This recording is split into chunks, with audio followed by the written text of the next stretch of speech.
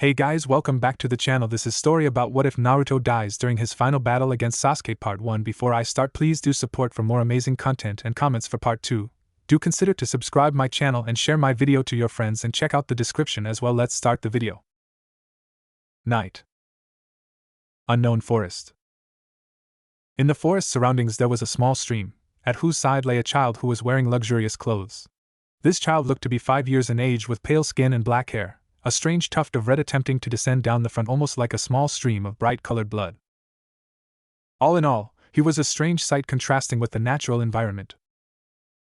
At this time the right hand of this youth slowly moved few times. He slowly opened his eyes and with a puzzled expression he looked around. Leaves slowly danced in the breeze as one descended right on his nose, causing it to twitch, thereby waking this person up. A pair of eyes slowly opened and gained clarity. As soon as the mind regained consciousness, where am I? How hard did I get hit? Hearing no response, then. Is the person still around? Were the first questions that came to him. At first he tried looking around, to see if he could recognize something. Although it was nighttime, light from the full moon peeked through the trees. His onyx eyes taking in the view of the densely packed forest, sounds of bugs buzzing around and swaying of the branches from the wind dislodging a few leaves and flower petals. Moonlight peeked through the trees. This was the same pattern as any other night. Carefully searching for company, he found no one. Suddenly overcome with a huge thirst, and having previously seen the flowing stream in front of him, he moved to get up. Shambling to his feet and moving towards it. Fish glinted within as they passed by, reflecting the gentle moonlight through the water. He noted the clarity of the flowing water and decided that it was safe enough to drink. Having been prepared for some level of pollution, this was a welcome change. Kneeling on the riverbank and leaning downwards in order to wash his hands and take a scoop. During the second helping of river water, he took note of an abnormality. Taking a look at the reflection of himself in the water, his jaw dropped. They are beautiful. Not himself, of course, but rather the reflection of his eyes on the water. They were a pair of scarlet eyes that just seemed to glow. Inside of each was an inverted magatama. Being a huge anime fan, he could recognize those eyes anywhere. These are Sharingan. But then, a feeling of sudden weakness and exhaustion overwhelmed him. He managed to observe the scarlet eyes returning to their default onyx hue right before collapsing in a heap on the riverbank. Thud. He then managed to roll over on his back, staring at the full moon peeking through the roof trees. Chakra exhaustion, huh? He mumbled, recalling details from the anime he mentioned that he had watched a while ago. Where am I? And why can't I recall anything that happened before this point? I seem to be able to recall hobbies like my chronic anime addiction, but you'd expect that I would at least remember my own name. As if answering his question, a holographic screen suddenly flashed into existence. Blink. Name: Reito Uchiha. Age 5. Rank: Civilian, Uchiha clan member. Title: Lost Little Leaf. Store: Ninjutsu, Taijutsu. Tools: Summoning, Kekkei Genkai. Samsara locked. Money: 1,000 ryo. What's this? He wondered. So it's like a game menu, as he thought before moving on. Name, age, rank, title, and store. No skills or levels. That's a bit inconvenient. Lost Little Leaf, huh? Name is Reito. I can work with that, he said, accepting the new name. He then turned his attention back towards more pressing matters. The first two options covered all ninjutsu, genjutsu, taijutsu, forbidden, and hidden jutsu from the Naruto world. There weren't any requirements other than having the strength and chakra reserves. It can be learned at any time. The jutsu, ninjutsu, genjutsu, are sold as scrolls that can then be learned from at leisure. The taijutsu, though, looking through the explanation, seems to require a physical teacher. Though, this doesn't seem to be an issue. Taijutsu, gentle fist, a scroll containing a shadow clone instructed to teach the corresponding kata. Note: clone will dispel at the end of each session, after which scroll must be bought again. 5,000 ryo. Next were the tools, which contained all sorts of things. There were thousands of items and tools such essential to shinobi such as painkillers, soldier pills, food pills, bento and rations, shuriken, paper bombs and so on. All also sealed in scrolls. Kunai pack, 10 units, 100 ryo. Shuriken pack, 50 units, 100 ryo. The next part, summoning, includes prices for summoning contracts. The only things that were missing were the bijou-tailed beasts. But then again, he noticed the last option, samsara, was the only part that was inaccessible. It seems like I have to fulfill some conditions before I delve into this department, he decided. True. You don't give transcendent abilities to irresponsible people, he thought. And lastly, Kekei Genkai was a strange case. A direct genetic modification? How does it work? The restrictions were insane, but understandable at the same time. All Kekei Genkai cannot be in the same body at the same time. Sometimes it seemed you either had to choose one or the other. For example, Reito is an Uchiha. It would be impossible to become a Hyuga the Byakugan, since that is a dojitsu-bearing bloodline. You cannot not have both at once, unless Reito mumbled to himself while considering different just known to him from the anime. One had already come to mind. No matter. Still far too early to ponder on this issue. I haven't even confirmed where I am. Then there's the urgent need for training. Overpowered bloodline or not, there is only so far genes could take you. But still. All in all, the system was very straightforward. However, there was one issue. Sword, Samahata 900,000 ryo. These exorbitant prices, Reito mumbles while looking at his clothes. The only thing of material value he had at the moment. Dark blue shirt with a red and white fan symbol on the back representing the clan, white shorts, dark blue shinobi sandals. Good quality and overall pleasing to the eyes. Not like I can sell my clothes. Well, first things first. Chakra. I better start practicing. And so he began his journey by climbing a thick tree, finding a wide limb and sitting down cross-legged and starting to meditate. This gave him some much-needed practice while at the same time to passing the night productively. He had decided to start the traveling at dawn. Although he wasn't really tired, traveling through a forest during nighttime seemed like a fool's errand. Especially when you're unable to protect yourself properly. No, he would rather spend the night in an alert state. This is a chance to practice a skill that all competent shinobi need. Meditation. Relaxed but not asleep. Finding my chakra is the starting point. Let's see what I can gain before daylight. Reito then rests his back against the trunk, closing his eyes while searching inwards. He quickly finds what he's looking for and begins to slowly circulate it, refining control. Chakra is just the first step. To truly get anywhere, I need some ryo. Come to think of it, had there ever been a truly wealthy ninja? Why are ninja always so dirt poor? Meditating, these thoughts pass through his mind. Truly, a ninja's worst enemy is poverty. MCPOV. Thud. It's been a couple of years since I first appeared in this world. Thunk. I exited the forest after a couple of weeks' journey, practicing my chakra control and shuriken jutsu along the way. Fwish. Thunk. 11 targets. 11 kunai. Bullseye. I mumbled. That concludes this afternoon's training. Time to pay a visit to the marketplace and make my rounds. Turning and heading in a particular direction, in a practice motion, I suddenly crouch and leap, landing on a nearby branch. Onyx eyes paying careful attention and judging which tree limbs were optimal and strong enough, quickly choosing one and taking another leap, I land on the next branch and continue on. Crossing great distances in relatively short amounts of time. Tree hopping. A skill that has saved me a number of times. A skill I was fully intent on honing to the utmost limit. Learn from scratch and applying what I could remember from the anime. I would have had an easier time if it weren't for the presence of predatory cats. Rather large ones, I might have to add.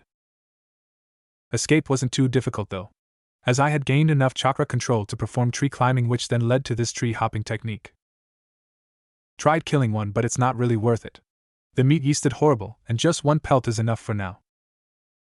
Aren't tigers endangered? Anyway, I still needed a bit more practice before I can do it subconsciously, but considering the fact that I live in the forest, and I have made this my main means of transport, I'm thinking it's only a matter of time. Plaque. Fwish. Another reminiscent thought invaded my mind as I leapt through the trees. It was almost like yesterday. I remember moving around aimlessly for quite a while, shuffling along the edge of the forest before stumbling upon this village by chance. After sneaking past the guards and some snooping around, I finally found where I was. This settlement was located in a rather remote place somewhere in the countryside of Japan. Although I felt relieved when I found out that I wasn't directionless anymore, I didn't immediately rush in and interact with the local populace. The first priority in this case for any competent shinobi should be info gathering and threat assessment. Preferably unseen. So I donned a cheap cloak I had purchased beforehand and waited till before dawn the next morning. I then snuck in by jumping over the barricade when no one was watching. The info part was easy to get. All I had to do was ask around. The local populace don't really keep secrets, or they don't see the need to, I guess. The village turned out to be somewhere to the east of Kyoto. I don't know exactly where due to the lack of technology. I haven't seen or gotten my hands on a map either. The village consisted of a few hundred houses, a few marketplaces, a dojo, a local hospital, and a few shops here and there. Guess it's somewhere old people move to for retirement, I mused. Next on the list was threat assessment. Spending the first few days impersonating a local youngster roaming about, this gave me the opportunity to observe the local population. My appearance was quite convenient, so no one paid much heed to me, probably thinking it was some neighbor's kid. This enabled me to get away with some things I wouldn't have been able to if I was in a more mature frame, like sneaking into someone's property or observing people through their windows. Being able to stare at people for long periods of time without them getting uncomfortable or agitated helped too. Although there was one place I didn't go to, and that was the local dojo. It was situated at the base of a nearby mountain at the opposite end of the village furthest from the gate. It somehow seemed to barricade and guard the mountain, the station guards at the gate restricting entrance. These ones seemed a lot more competent than the ones at the village gate. I couldn't get as close as I would have liked, and I most Sierra couldn't sneak in. At least as I was at that moment. What are they protecting? Some sort of shrine? I wondered.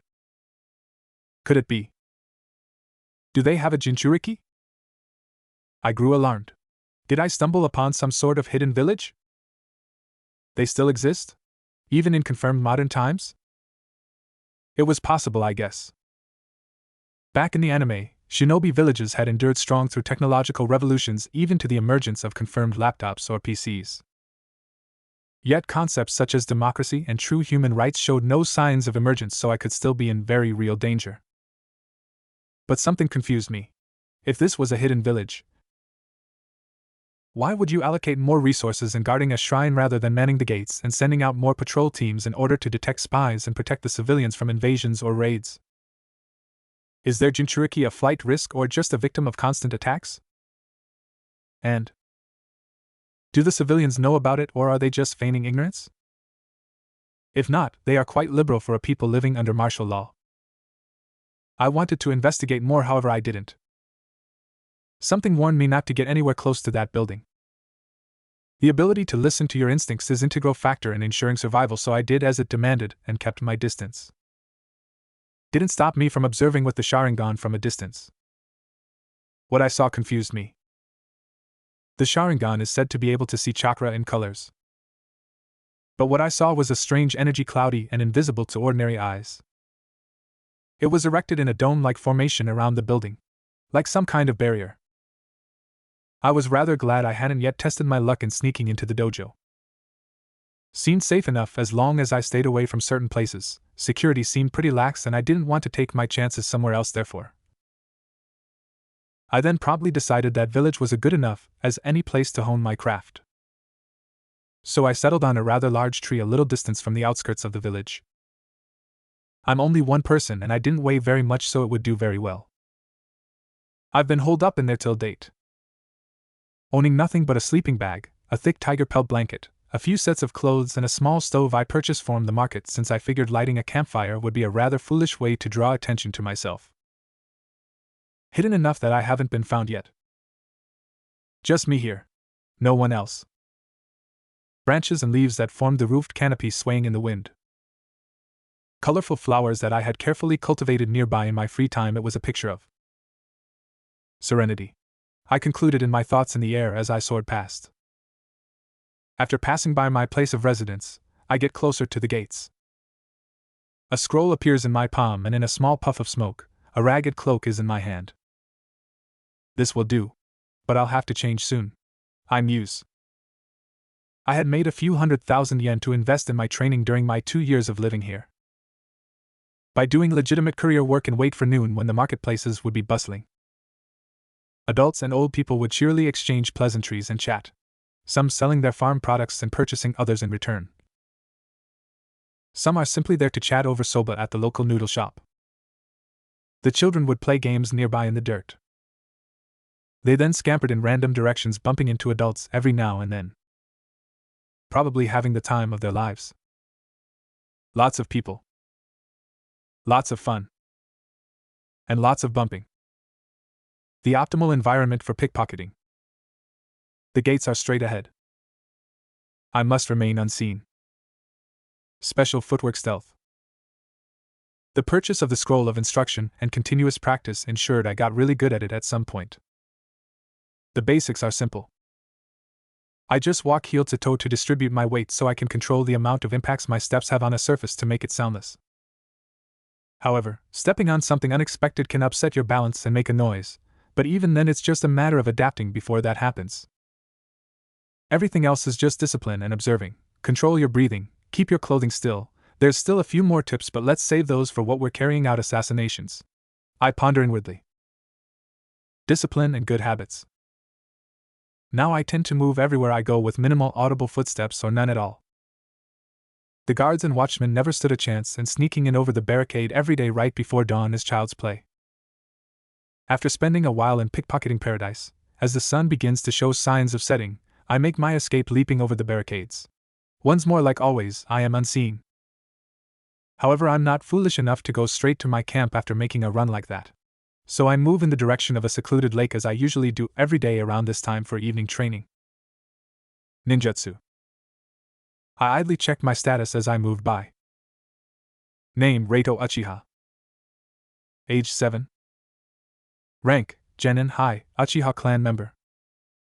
Title: The Promising Student. Money: 16980 Ryo. As I had devoted my time to endless practice, it had certainly paid off. Now what I had planned for now was an Uchiha tradition. I've been practicing at the bank of this secluded lake for some days now every evening. I've not succeeded yet, but I feel like today is the day. Functionally, this jutsu was simple enough: gather chakra in the chest and knead it, before pushing it into a mouth and expelling it out, turning it into fire to exhale out a large stream of fire that formed into a flaming sphere. It was a C-ranked, fire release technique popularized by the Uchiha clan. I ambled slowly towards the nearby lake, every step stealing the determination and confidence blooming in my heart. I looked out at the small lake and took in the smell of damp moss and the comforting sounds of the forest. I also took in my reflection.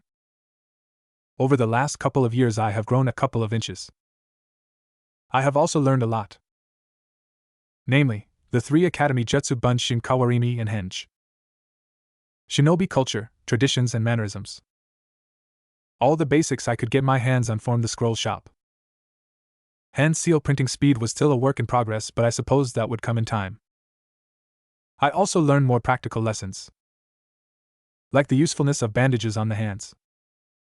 Turns out, while training in the art of throwing sharp objects, it is very common to get cut without constant watch from an instructor.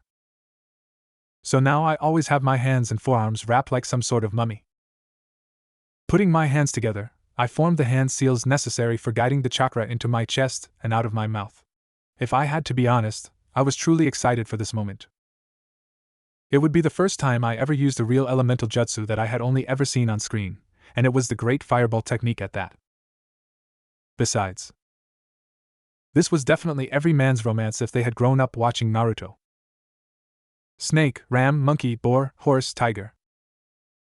Katon, Gokaku no Jutsu. I pushed and expelled the accumulated chakra out of my mouth and breathed out a stream of orange-yellow flames that soared out, forming a large sphere of fire that was hot enough to cause the surface of the water to fizzle and steam. The fireball flew into the lake, but the flames holding the spherical shape scattered before impacting the waters. I did it. I stuttered, very much on the verge of a coughing fit, but elated all the same. Very impressive, boy. A voice snapped me out of my reverie. Carefully clearing my mind and schooling my face of all expressions, bodily muscles deceptively relaxing, I calmly turned to face the intruder. I really should have somehow scraped together enough money for sensing techniques. Now it's only fitting that I pay for negligence. He moved, almost idly, but none of his motions were wasted, despite looking quite frail. That fact triggered a memory and alarms all over my mind. I could not face this old-timer. How did I know? He moves in a similar way to the Jonin instructor clone that supervised me during training on the basics of taijutsu. I thought with palpitating anxiety. He seemed relaxed, idly twirling his cane, which I noted was most likely a katana in disguise. Now, young assassin, would you indulge this old man and tell me who sent you what you are here for? It wasn't a request. And thus I defaulted to the first and most important rule in Shinobi 101. Keep your mouth shut. It was clearly written in bold and capital figures, so I maintained my silence and prepared for conflict while looking for escape routes. The one who strikes first strikes twice. I move into a stance, fluidly moving to attack. All opportunities of escape will be taken. Unknown POV. I was fairly certain that your kind had become extinct. But then again, you shinobi were always good at staying hidden. Pulling out 2 kunai, one in each hand, Rato started off with a straight dash as his opponent watched him passively. A straight line. How foolish, young one, the old man sighed regretfully. Interesting techniques or not, it seemed experience was still invaluable. Only to slightly widen his eyes in surprise as he observed his opponent suddenly accelerate as he drew close, the pair of kunai stabbing towards his kidneys. Chakra reinforcement needs more work. Rato suppressed a wince as his leg muscles throbbed in pain.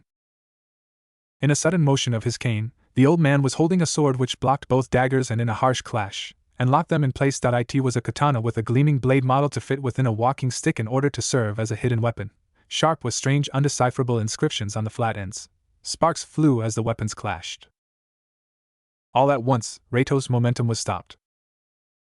Feels like hitting a steel wall. He felt the strain on his arms. Making sure to keep the kunai gripped, he pushed on. Didn't budge at all. Seems like my suspicions were correct. I have to get away now. Preferably before he stops underestimating and starts swinging. Rato thought worriedly. Bringing up his feet and using the interlocked weapons as a launch pad, he leaped backwards, abandoning the kunai, grabbing more to throw at the old man as he performed a flip, taking him back to his initial position, landing in a crouch with the tiger seal already formed. The old man merely watched in amusement while deflecting the thrown projectiles, not attacking but eagerly waiting for his opponent's next action. Clank ding. Sparks flew with each collision as each kunai was successfully batted to the side. TSSS. But then, a sound caught the old man's attention. Looking sideways, he observed one of the kunai he had deflected was attached by a thin thread to a strangely designed talisman which was now smoking and emitting a hissing sound. Is that a dash ha? Boom! A deafening explosion rocked the area, interrupting the old man's thoughts as the ground shook and debris flew in every possible way. Smoke and char ascended freely, the conflagration dying out. But Rato was no fool. Good enough for a distraction. Now, Bunshin no Jutsu. Smoke enveloped his figure, joining the already forming haze that enveloped the area. 8 Ratos emerged from the cloud of smoke and dashed off in different directions in the next moment, all heading for the trees. Your techniques impress me, young one. A familiar voice commented as the haze slowly settled, revealing a shimmering but otherwise unharmed old man. Right sleeve of his kimono partially burned but skin nevertheless unblemished. However, the old man commented, slowly sheathing his katana before finally taking a stance. You are still very much unpolished. Taoist way of movement, flowing steps. And the old man's figure vanished. Fwish! Boom! A deafening sound not unlike the previous explosion once more rocked the area as a crater now formed where the man once stood. Wadash! Mid-escape through the treetops, a flash of pain surged through Rato's body as all clones faded like a mirage, and he was thrown downwards and into the ground. Bam! Crash, roughly bouncing off the ground once. Reito ignored the pain and stabilized his body midair, landing in a crouch before leaping backwards once more just in time to avoid his opponent crashing on his previous position. Weave hands came together, forming a sequence of gestures. Snake, ram, monkey, boar, horse, tiger. Completing the sequence, twisting in the air and landing sideways on the trunk of a tree, Reito inhaled and cupped a hand over his mouth. Katon, Gokakyu no Jutsu. With an exhale, a large fireball traveled towards his opponent.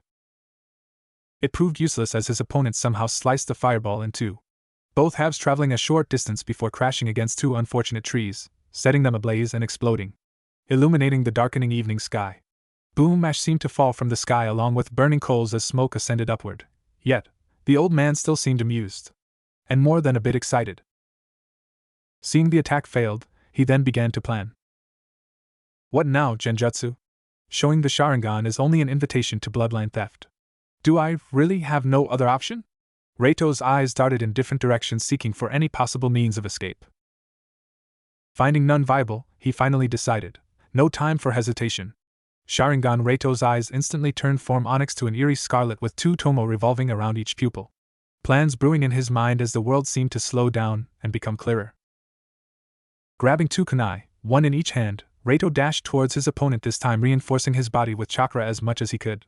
The old man observed the changes and obliged with a smirk. He then did the same, except increasing his speed just a little bit more than before, and they both met in a shower of sparks. Clang! Strangely, the man seemed to have no intention of using his blade for offense. Its only use was to block kunai strikes. He then retaliated with his hands. Reito ducked as his opponent swung his fist. The old man had amusement in his eyes as his limb brushed by Reito's cheek, almost deliberately slow. His purpose is not to kill. Now, with clearer vision, Reito observed while spinning and slamming his foot into his opponent's chest. Greater force this time. How can I use this to my advantage? The old man minutely frowned before glowing, and once more, Reito felt like he was hitting a steel wall. That's definitely not chakra. Reito took note for the first time during this conflict. MCPOV. Speaking of chakra, this must end soon. Although I was no Uzumaki, I had my own fair bit of chakra. However, using a newly learned jutsu twice along with the other uses during these last few minutes is starting to take its toll. I had hoped to have shaken him off by now, but there's that weird energy and Taoism? What are you doing in Japan? Although I knew it was there because of the glow, it appeared almost transparent to the Sharingan with no defined color. However, the Sharingan was picking up something. It wasn't clear, but it was there. Could this be because of a lack of understanding of this strange energy? What is it? I wondered as I ducked another punch. It can't be senjutsu, otherwise I wouldn't be able to see it. I weaved around another strike, trying to retaliate. However, his attacks, although still casual, seemed to get even faster. Now I was really under the pressure. After taking a few hits, finding out that I couldn't keep up, I purposely took a particularly nasty hit to the gut and flowed with it, using the force to jump backwards and gain some distance. Skidding to a stop, he didn't follow. A minor relief, and then I frowned. Ow. I would feel a warm liquid dribbling down one corner of my lip. I hadn't taken any hits to the face so far, therefore I knew it wasn't a bruised lip. I wanted to panic, but that wouldn't solve anything. I increased chakra supply to the Sharingan, forcing it to work overtime. Almost like it had a mind of its own, it absorbed the energy, taking it in greedily in order to clarify what it was seeing. It seemed quite interested in this energy that it was observing. Come on, observe. Something. Anything. Flow, color, shape. After a moment's delay, the old man charged once more, this time at a faster speed, probably deciding that he had seen enough. A knockout strike was coming next. Come on, anything. I almost pleaded while preparing to tank the next hit, reinforcing myself to my current limit. The fist drew closer and I could already make out its very detailed outline. Time slowed. An itch in both eyes, followed by a feeling of understanding as suddenly something seemed to click into place, and then I moved. I can see, although I was able to judge the timing accurately, it was a chore twisting backwards in a makeshift back bend to avoid the incoming jab. However, with this one movement, the blow was avoided altogether. General POV. The old man took note of the change almost immediately. The attack that he had judged would end the entire farce of a session was avoided altogether in an impressive show of flexibility. Committed to the blow, he had overextended. Almost immediately Reito's feet came up. catching the old man in the abdomen and slightly lifting him off the ground. The hit did nothing as usual, however the old man continued onwards with the momentum of his dash. Being unable to stop midway and finding no traction, the old man continued into the trees. Completing the motion and feet planted steadily on the ground, Rato began to plan. I should have just enough to pull it off. We've Bunshin no Jutsu. Smoke enveloped his figure once more, hiding him as the old man twisted and landed on a branch a distance away. A strange look of approval on his face. Old man POV. A third Tomo had emerged in the younger's eyes, causing him to have a second wind. Regardless, getting tossed by those not even a tenth of your age or experience was the shame of any samurai. It's only the result of a convenient power-up. Therefore my mistake can still be excused, he reasoned. He then ceased the observation session. Having made up his mind about something, he then spoke. Conventional means would not work, it seems. Accept this blow as a token of my recognition. With this, he crouched, right hand on his sword, the blade partially unsheathed. The youngster seemed to sense something. A premonition of danger. Likely deciding that escape this way was unlikely, he quickly adjusted his plan. Smoke then enveloped the area once more, hiding his form. Moments later, several copies of the youngster leaped out of the smoke cloud. 3 dashed towards him, succeeding in stopping him and beginning a frantic skirmish while the rest fled into the trees. The old man had attempted to give chase but was surprised to find out that these 3 clones were solid instead of the previous illusion. Quickly defeating them was impossible, as they now seemed perfectly able to keep up dodge attacks. Plus, they had annoyingly small forms, further disturbing his ability to land hits. What caused them to change so much? Is it truly those eyes? He wondered, observing how each copy sported identical eerie glowing eyes. Clink. Disengaging, and having already learned his lesson, rather than block, the old man leaped backwards to avoid those kunai with the strange talismans attached. The copies gave chase. They moved with eerie coordination and surrounded him. He's actually doing quite well. Finally decided to stop running, it seems. Wise. He could previously tell the youngster was on fumes. Even if his attack somehow missed the youngster, there was nothing stopping him from delivering a sequel to the assault. Therefore, delivering a crippling blow before escaping was a good strategy as any. Even if it didn't kill, it would ensure he couldn't follow. The clones all skidded to a stop, having completed their encirclement. They then began performing a strange sequence of hand gestures. Weave. Ninpo, Shuriken Shadow Clone Jutsu. The tens of shuriken curving through the air suddenly duplicated. Raiton, Electromagnetic Murder. The shuriken became enveloped by a layer of electricity, becoming temporary magnets, and forming a lattice connecting them together, displaying a net-like formation as they flew through the air. Katon, Hosenka no Jutsu. Each shuriken became enveloped by a layer of fire, heating up the metal and adding to its lethality. Combination Jutsu, Tri-Linked Net. The copies committed into the attack, pouring as much chakra as they could into it while carefully paying attention to control. The old man watched in wonder for a moment. He then responded in kind, setting into a crouch once more. MCPOV. Meanwhile, a distance away, one shuriken had been embedded on a tree the opposite direction from where the clones fled.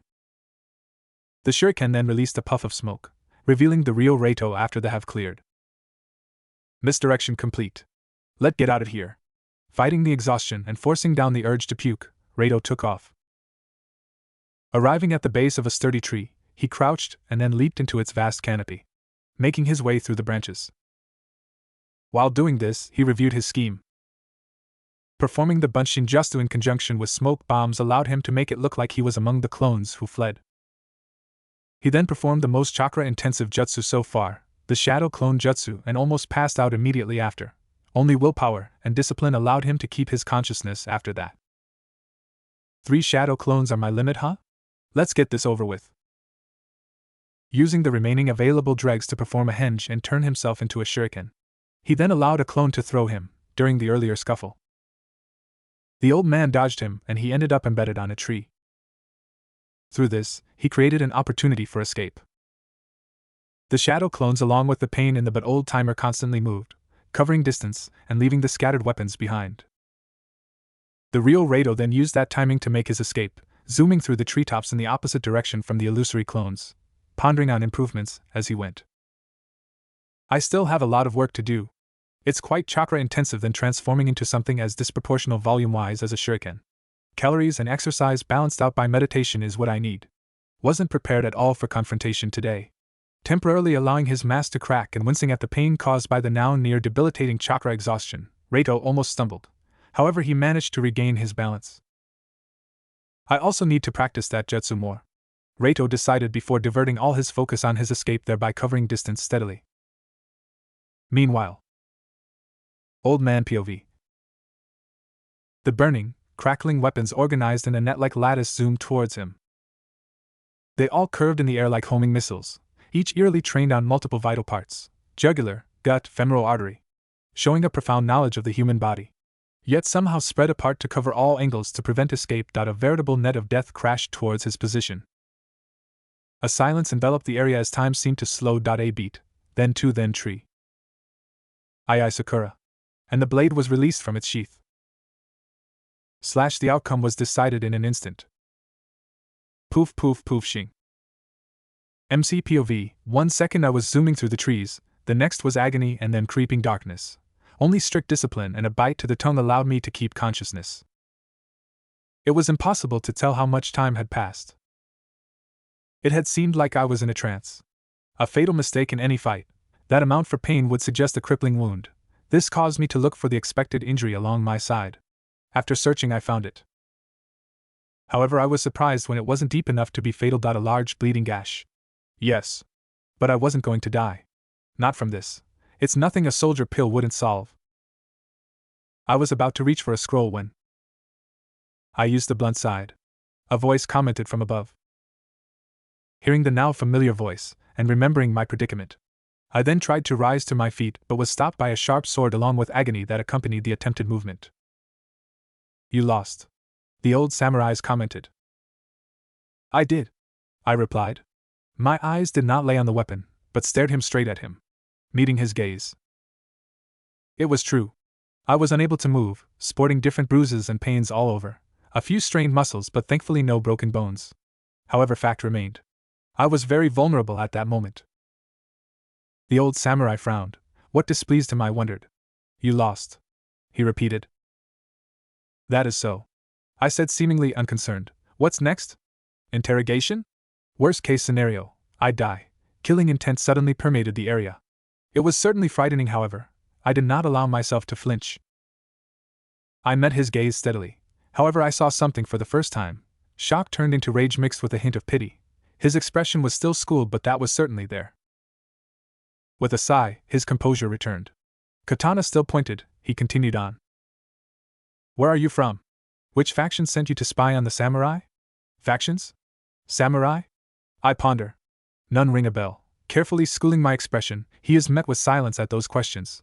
However, he somehow seemed to sense confusion at the mention of factions. Under my unflinching watch, he becomes a bit less tense. For some reason, his shoulders seemed to sag in a bit of relief. What was that about? I wonder. He then moved on to the next question. His visage momentarily morphed into one of rage before it was carefully hidden once more. Why are you not afraid of your own demise, young one? He demanded. Is that what really irked him? If so, I was a bit disappointed. True, I wasn't as bothered as I could be. Why? I haven't really thought too deeply about it. However, I think I knew the answer. Oh, I contemplated the entire scenario from a bystander's point of view. An elderly man, probably a bit past his 60s, holding a 7-year-old at sword point. A big deal for honorable people. The goody two-shoes samurai. They are probably the kind that would watch as a thief got away with their wallets.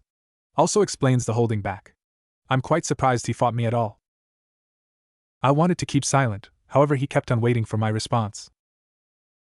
A minute, then 2, then 10. The old samurai still waited despite the fact that I was slowly getting my strength back and I could probably get my body to run now. Of this, I'm certain he knew. However, he still patiently waited. Sigh. I decided to humor him. It's because I don't really have much to lose. If I died and you looted my residence, I wouldn't lose much and you wouldn't really gain anything you don't already have. That's why I think. I gave him an answer while at the same time emphasizing the lack of benefits in murdering me. Because if anything, I would miss my warm tiger skin blanket. The old man seemed to ponder on something. There was a pause and then a sigh. With one swift motion, the katana was sheathed. A bit tight this year, but the old samurai assumed a more passive stance while mumbling to himself, hand on chin. Desks, clothes, brushes. He trailed off again. I had no idea what he was talking about, Booty took that as a sign that I wouldn't be losing my head today, and I was permitted to get up. I had just managed to drag myself onto my feet when the old man's cane suddenly blurred into motion at a speed that I could not hope to follow with my Sharingan still deactivated. Bam! I felt a whack across the head, too fast to feel the pain. Fear not, young one. By Lord Hachiman, we'll find a place for you yet, was the last thing I heard as the world faded into black.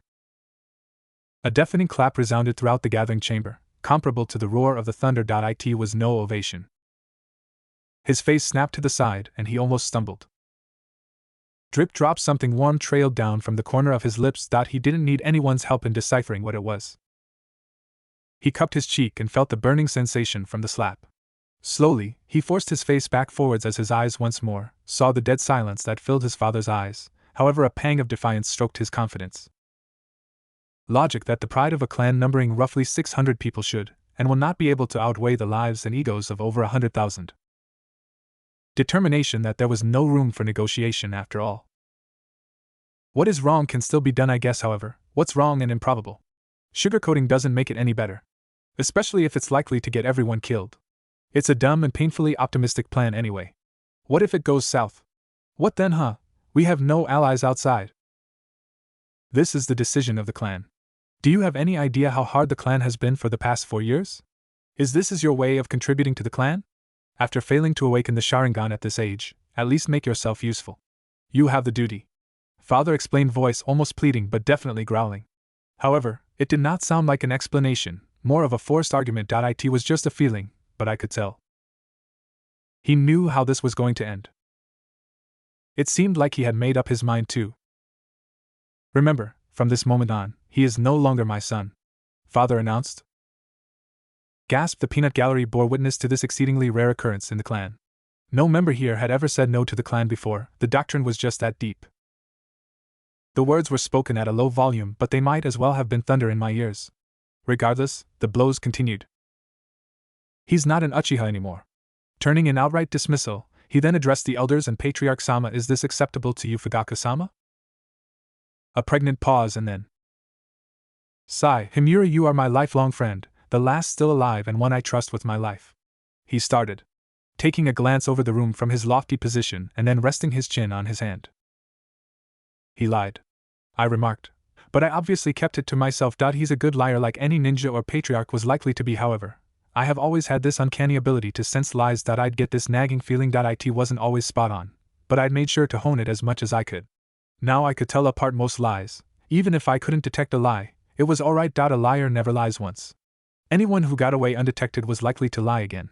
Eventually they'd slip up. Never worked on Father though.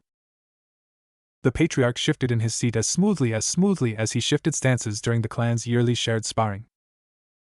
This stance was primed for murder. The vengeful sort. His eyes then hardened as he continued to speak. Despite all, at this moment I cannot say that you do not deserve this outcome. This was foreseen by everyone except you, it seems. Your visual prowess never did seem to pull through whenever it mattered the most. Patriarch Sama forced out with gritted teeth. His fist faintly clenched in anger before that too was smothered beneath an immense amount of self-discipline. Was there some history here? Father made an attempt at a response, but was silenced by a palm gesture. I would rather not hear your words now, and believe we would not be lacking any wisdom as a result anyway. History has proven exactly how much you should be believed when it comes to things like this, hasn't it? Yup, definitely a story there, I remark inwardly, still a bit surprised at almost seeing the upright patriarch sneer. He then sighed with a tone of regret along with a bit of acceptance while shaking his head, stopping as his poker face returned. Father gritted his teeth at the verbal lashing but said nothing, remaining with his head bowed low in the presence of the clan. I did feel a bit bad though. I had just tarnished his reputation before the entire clan, and now he was down here enduring the judging stares along with a likely convict instead of up there next to the patriarch himself. He would likely be demoted from his position as an elder after this. He valued his reputation very much. Perhaps it was the most important thing to him. He was the clan's foremost general after all. Might as well have been the direct brother of the patriarch. In fact, if I was a bit more impressive and cooperative and patriotic with the clan, I could have competed with the princes for right to succeed the patriarch. However now, my eyes wandered and I could already see the eyes filled with carefully concealed delight and greed staring at the empty spot at the patriarch's right side. They weren't fooling anyone. I did warn you, Himura, the dangers of floundering around with courtesans. Now look what you have wrought now. Pause. Now I shall do as I must. Father only nodded, spitting in my general direction before respectfully resuming his bow and remaining silent before the council. What he must? Rai wondered. I'm already probably being expelled. What else do they hope to do? The patriarch then turned a bit to the side, addressing the guarding elite jonin. Drag him and throw him out, he instructed the elite jonin guard. Hear now, my brothers and sisters of the prestigious Uchiha clan. From this moment until his eventual unimportant death, Rai is a clanless outcast. The esteemed Uchiha clan renounces his kinship. He then turned to address me. Rai the pariah, take solace in the fact that we have not strung you up like the traitor you are. Here is your mercy. The patriarch delivered his verdict. The jonin guards faithfully carried out his instructions, eventually dragging me past father. You complete disgrace. Live like the coward you are, he whispered the last words I ever heard from him as I was dragged by. Coward?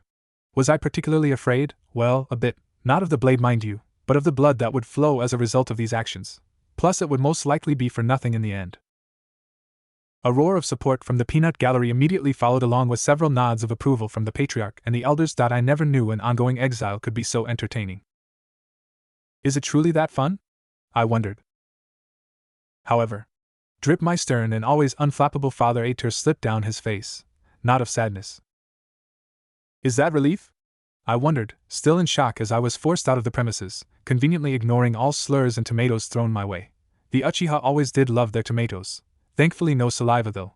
Small mercies that they were much too well-mannered and noble to spit in public like their barbaric commoner counterpart. Such behavior was simply beneath them.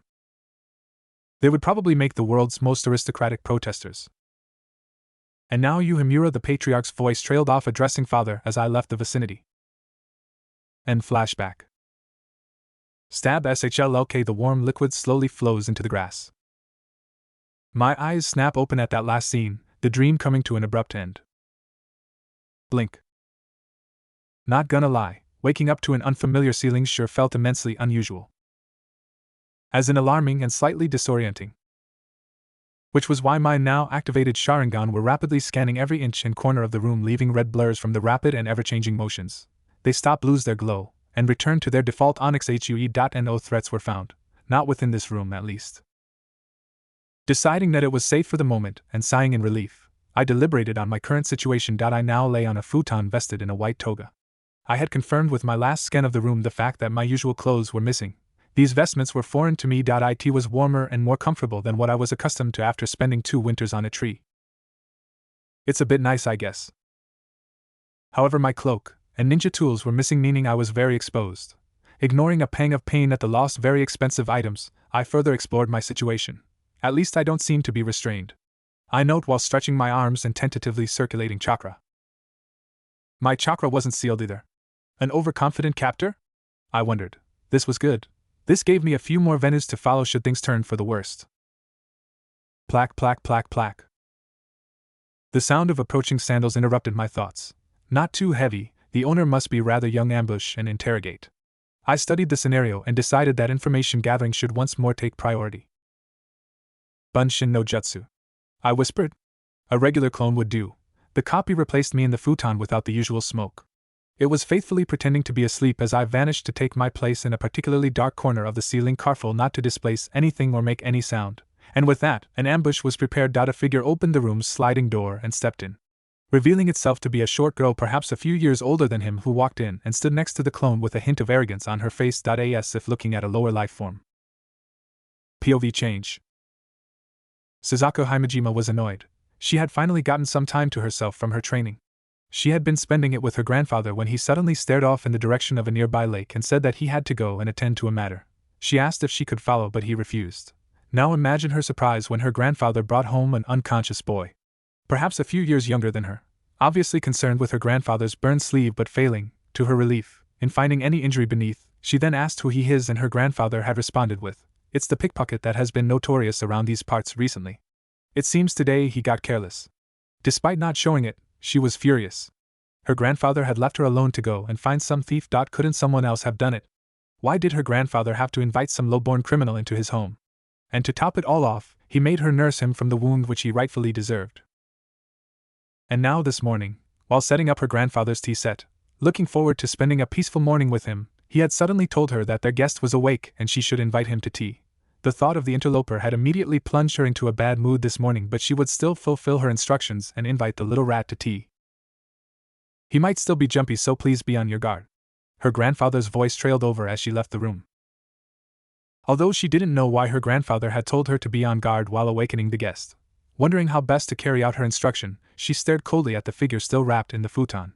Now that she was taking a closer look, he looked faintly peaceful as he slept. His skin was paler and smoother than what she had expected of a lowly gutter-squatting thief. Now he looked more like some noble's pampered son than some delinquent. Dismissing these thoughts, she then crouched in order to awaken him. The lazy bum isn't awake after all, grandfather, she thought as she reached out. The first hint that something had gone awry came when her fingers phased through the boy's arm. Suddenly at alert, she made an attempt to back off, however she stopped and carefully relaxed when she felt the teasing touch of a sharp object on her neck. Knowing that this was now an issue of finesse, not brute strength, she froze in her movements. If she was right in her assessment, it was the carotid artery that her combat tutors had always told her to guard. She had been careless in assuming she could handle anyone her age and had walked in with her guard down. After all, she had been trained ever since she could walk. What caution does she need to show to a mere thief that her grandfather had randomly picked off the street? Who are you? A voice asked from behind in a flat tone. Reito POV. Deciding that this was the right moment to speak, she replied, I have not come to cause you harm. She carefully said, tone still calm but very wary of her armed assailant. The teasing turned into a threatening prick. It didn't yet break skin, but the meaning was there.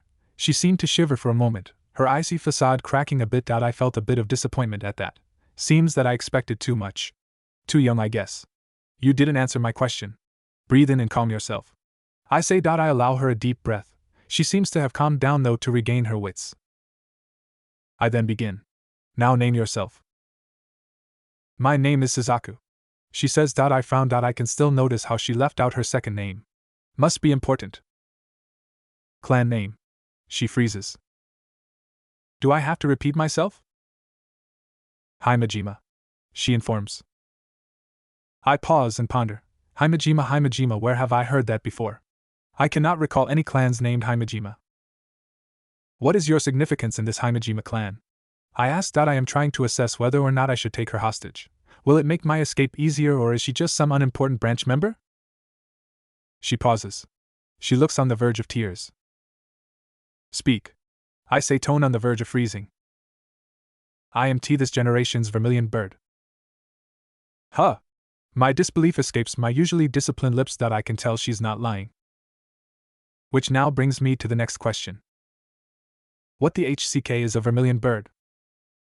The old-timer, seated on a tatami mat with a fancy tea set displayed on a short table in front of him, with his katana on his side, he placed himself in the middle room, looking as serene as the moon outside, and if Reito was being honest, he looked more like a peaceful old grandfather and nothing like the whirlwind of blades that he was at their last encounter. Whoosh! A cold breeze blew and formed the window as the moonlight reflected off the surface of the pond outside the window, dimly lighting up the room just enough to see. However, within the pond a pair of koi freely swam. One inky black and the other pearly white. They swam in a circular motion, each patiently chasing the tail of the other, captivating in their circular beauty, their trails in the water causing the moonlight to glint off their scales, bringing periodic flashes of light around the room. The old man sipped the tea and inhaled the fumes while watching the beauty of the pond outside of his room. A peaceful winter was fast approaching, and he truly seemed to enjoy the warmth the tea brought his old bones as he poured himself another cup of green tea, making sure to inhale the steam. Reito noticed something peculiar though.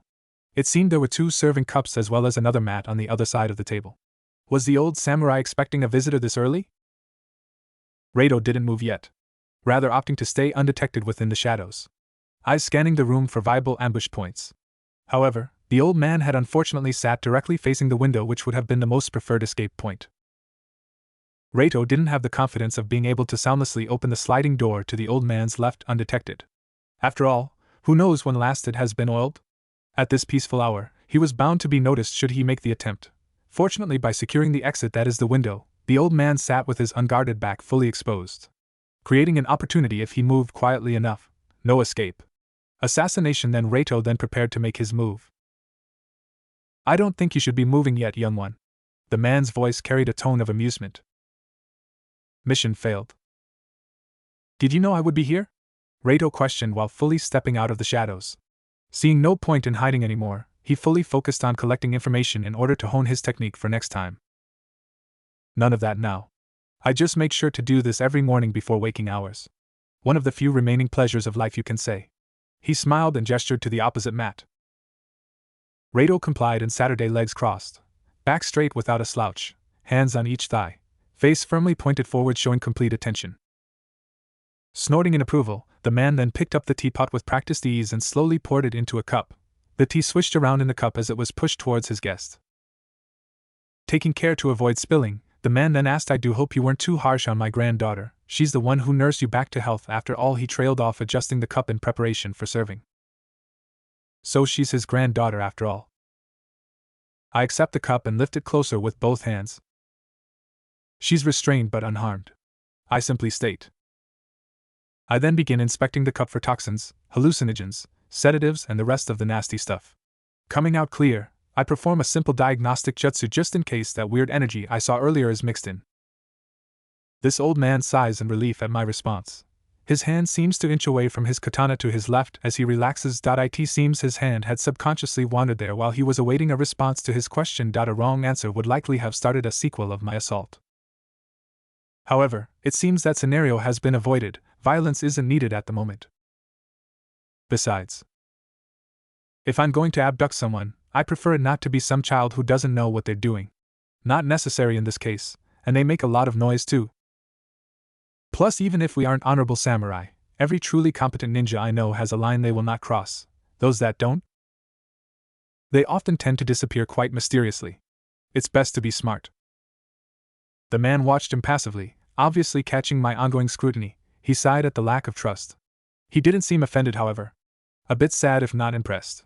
Staring off a bit into empty space, he then said something that confused me. "A cold world we live in, eh? If only you were still here, Lord Hachiman," he mumbled in a tone of slight melancholy while slightly shaking his head in regret. I didn't understand that last part, so I tried to. Hachiman, a Shinto god of war if I recall correctly. What does he have to do with anything? I wonder. However, his voice pulls me out of my thoughts. So, he begins, "Where did you come from, young one?" A sip. The forest. Is my response. A frown. "That is not what I was asking. Could you explain exactly where?" He inquired, but no further explanation was forthcoming. Alright, no origin then. I suppose you would not be willing to answer questions about your techniques? He is met with silence, but he seems a bit more insistent here. Judging by how he continued. "You are clearly human. Of that I'm sure, but you were able to cast those interesting techniques. However, I sense no application of mana or chi being used." I felt a bit of relief at his inability to detect chakra. Small mercies. However, the last part then got my attention. Human? There are other beings wandering around who are not human. It was a bit alarming. However, I took note to inquire about that later. He continued, taking a sip first and saying, "The shinobi I knew have used either of those as fuel for their techniques." "What do you use?" he asked, shifting a bit forward, voice tinged a tone of expectation, bewilderment, and faint hope. I gave him a blank look. He's basically asking for the source of my strength. Was I really supposed to answer that? I'm in a bit of disbelief. Receiving no answer, he slumps back to his fully seated position. It seemed even he didn't notice that he had half risen from his seat. He sips his tea, and his agitation seemed to almost visibly flow out of him. "At least you have no lack of caution, young one. Whether that is a good thing or not is still yet to be seen. I will implore you, however, to consider divulging some secrets in the future if ever you feel a bit more trusting." A nod. But they seems good enough for him as he almost smiles. Wonderful. Now, what better way to begin building trust than an introduction? A tradition I know you shinobi are familiar with. His smile is almost infectious. Almost. I'll start. He then rose to his feet and bowed minutely, indicating acknowledgement. "I am Lian Yu is my given name. I have many likes, some of which include calligraphy, reading, and tea. My dislikes are war and violence. My aspirations for the future is to take in the view of a world without war or hate, which is why I teach the way of the tranquil sword. But enough about me, now you introduce yourself." I resist the urge to call out his BS. There's nothing remotely tranquil about this sword.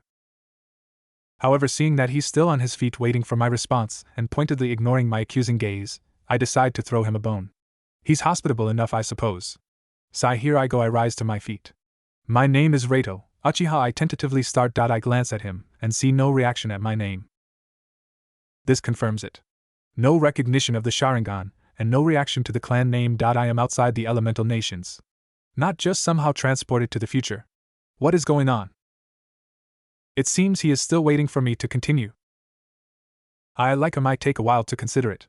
Which seemed to be fine since he takes it as a sign that I'm being honest and forthcoming. I like training, tomatoes, and my tree. My mind wanders to my shelter in the woods. Strange how they all start with T's, huh?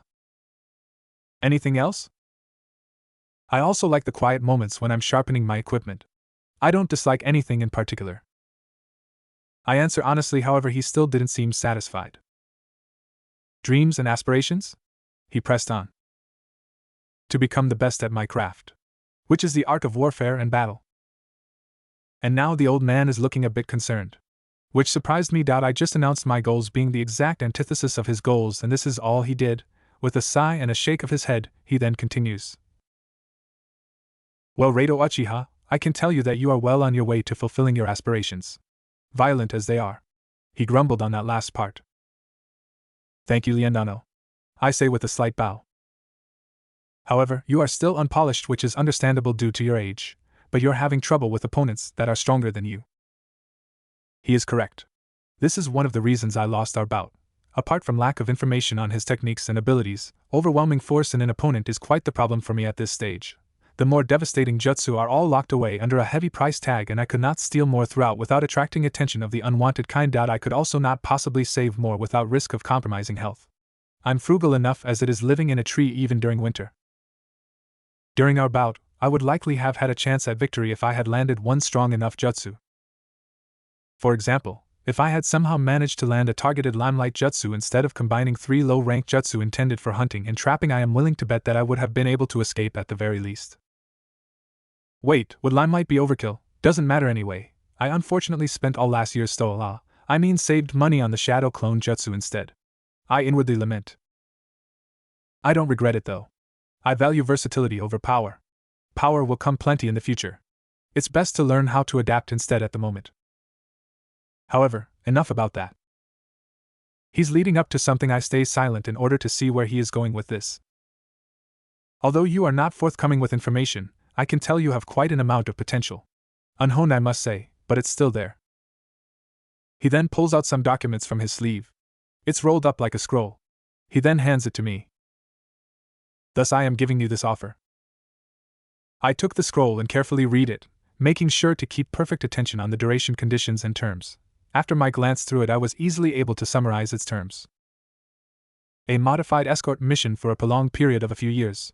The word bodyguard here likely indicates the existence of opposition. Level unknown. Could range from common bandits to skilled monsters. The object of protection is Suzaku Himejima, his granddaughter. The individual whom I restrained previously. However, she seems to have confessed to being some sort of Jinchuriki, which makes the situation a bit more dangerous. I would classify it A to S rank. I am currently not capable enough to undertake this sort of task. I inwardly grimace and then continue on to the second most attractive part. The pay and the coaching offer. The contract indicates that a regular spar will be held against him in order to straighten out my imperfections. Plus lessons in swordsmanship. Kenjutsu is easy to get wrong, it's best to practice with supervision from a professional. I can't just copy the forms and call it a day. After all, should bad habits occur, it is very difficult to change a fighting style after it is formed.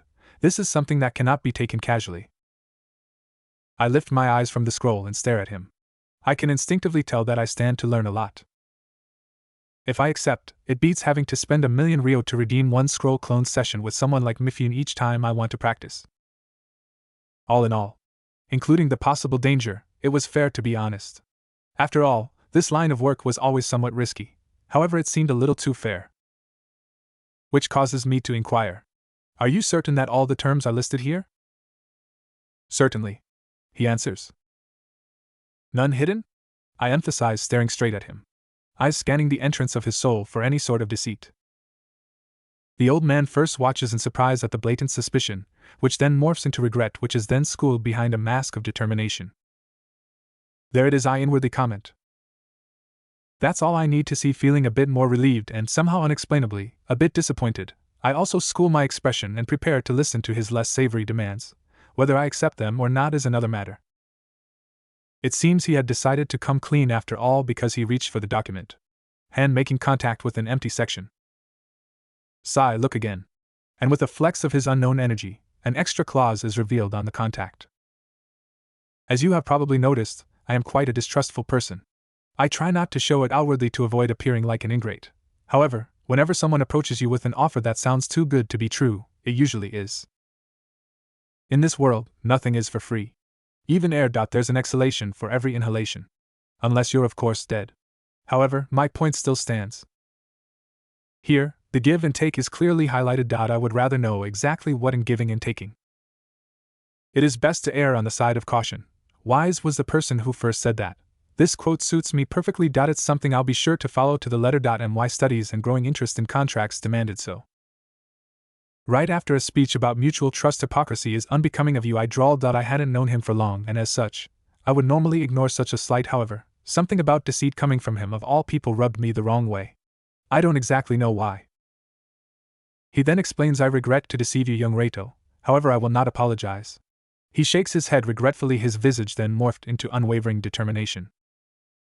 For my granddaughter, I would happily cast aside any semblance of honor. He emphasized each word with unwavering zeal and seriousness. I see my eyes then return to the scroll. I read through and summarize. After the contract is fulfilled, the protege Suzuka Himejima shall be allowed to engage the bodyguard Reito Uchiha in a duel of servitude. You have such confidence in your granddaughter. I idly comment without lifting my gaze from the contract. A proud smile. What sort of elder doesn't trust in this descendants? He answered shamelessly. What benefit would enslaving me bring you? If I'm not mistaken, I am certain someone of your station could easily find a competent bodyguard for your granddaughter at any point in time. I inquire, this time raising my gaze from the contract and meeting his gaze. He hesitates, then answers honestly. Something about you frankly alarms me. Your eyes, they bring me no small amount of trepidation and anxiety. I have no doubt that you will become quite the problem should you reach your potential. My instincts are rarely wrong. He confesses, and I'm halfway to my feet, preparing for a fight I'm expecting to come, only stopped by his interjection. However, you also have quite the potential for good, and I must confess that I am not one for bud nipping. If I was, I'd have done it in our previous encounter. However, it's best I cast my lots now and hope for the best. He waves in an attempt to reassure. It fails. Lucky me, then I comment and frown, then I calm down and return to my seated position. A duel of servitude. A ritual in which two individuals engage in mortal combat. However, instead of death, the loser is obliged to serve the victor for a lifetime. Make no mistake, the victor could also kill the loser should they wish. However, that is rarely done or condoned without retaliation. This is a method with which countless past samurai gain their shinobi attendants, gaining servants, bodyguards, and taste testers all in one package. The shinobi also usually agreed to monetary remuneration instead in the occasion that they emerge victorious. This was the case here. If I win, I stood to gain over 1 billion yen. So what do you say? Do we have an accord? He inquires about the agreement. And I. Monthly allowance plus 1 billion yen at the end? Sign me up. I agree. And my response triggers a relieved smile. That is until I continue. However, I am adding one further clause on the contract. I say, should Suzuka Himejima fail in the subjugation, Reito Uchiha reserves the right to dictate her fate in exchange for the annulment of the 1 billion yen reimbursement. Showing it to him, his face turns bitter and vengeful, and he almost snarls as he reaches for his sword. However, my next question stops any violent reaction in its infancy. Where is your faith now? Lien Udano, I ask, carefully keeping the sneer out of my voice. He stops dead in his tracks, and visibly composes himself, albeit slowly. I agree to these terms. He states curtly. I can tell he's liking me a bit less now, but his approval is not something I need. I am a bit surprised that he didn't back down. Oh, whatever, let's get on with it. I pray we have a fruitful cooperation, sensei. I remark. Sigh, me too, young Reito, me too. His hands are clenched, but I pay that no attention. I sign my name at the relevant section and give back the document. Contact enforcement, lawful captive. His voice announces, and the contact somehow splits in 2 identical copies and vanishes into the wind. It is now enforced. I can feel it. No chakra. Was that magic? Interesting. I am looking forward to your instruction, sensei. I then give a respectful bow, carefully hiding my eagerness for the expected training and guidance. He looks rather put off by the sudden change in demeanor, however he quickly composes himself. Well, young Rado, I recommend you to rest here for the night. Tomorrow, as you seem to have mostly healed, we'll set you up in your new lodgings, he declared, a bit of exhaustion bleeding into his visage. Bam! At that moment, a door loudly slides open and someone storms right in. Guess who's back? I am pretty certain I restrained her while I inwardly frown. It's the vermilion bird girl, all disheveled and exhausted. Was that ceiling tag too weak? No, it wasn't. I'm sure of this. Rather, it seems like I need to fine-tune all my future tags for their weird brand of chakra. Best do it soon before it becomes a true problem. Another task and added to my ever-growing list. Yeah. Oh yes, I almost forgot about her. She storms up to me looking like she would want nothing more than to burn me to ashes. I can already see faint wisps of smoke trailing off her. Be that as it may, it seems she will not be performing any violent acts. At least not with sensei around. Speaking of sensei. Ah, Suzuka. Just in time. I believe both of you are already acquainted. Yes. Yes, we are, Ji-sama. She forces out, sending a not-so-discreet glare in my direction. I remain silent. For the foreseeable future, Rado will be your bodyguard, he says with what was supposed to be a reassuring smile. Huh. Her visage shifts to one of surprise. She looks like she's having trouble processing what she just heard. Ignoring her, sensei turns and addresses me. Rado, why don't you introduce yourself to Suzuka Haim? Cute pet name. I idly comment. Hi. I get up from my seated position and face my client. Since we're going to be working together for the near foreseeable future, it's best to be on at least neutral point to positive terms. This humble one is named Rado Uchiha. Uchiha is my family name. Despite our previous encounter, it is a pleasure to meet you. Please take care of me, I say with a slight bow. Huh. She only gapes as sensei watches our interaction with a smile. He's clearly amused. No sign of the previous frustration. Rado had been here for around a week and now the first term is beginning. First thing he did was get some new clothes. He was going for comfort and maneuverability. He was able to get damn near exactly what he wanted. Taking off his clothes, he then changed into the given uniform comprising of gray flowing pants, a black silk shirt, and a beautiful black haori sporting the symbol of balance yin and yang on the back. The haori covered his arms, and the sleeves ended halfway down his hands. It also went down to his knees, and had 4 outer pockets and 6 inner ones, all quite sizable. Not my first choice of clothing, but at least it has a lot of pockets now for weapons.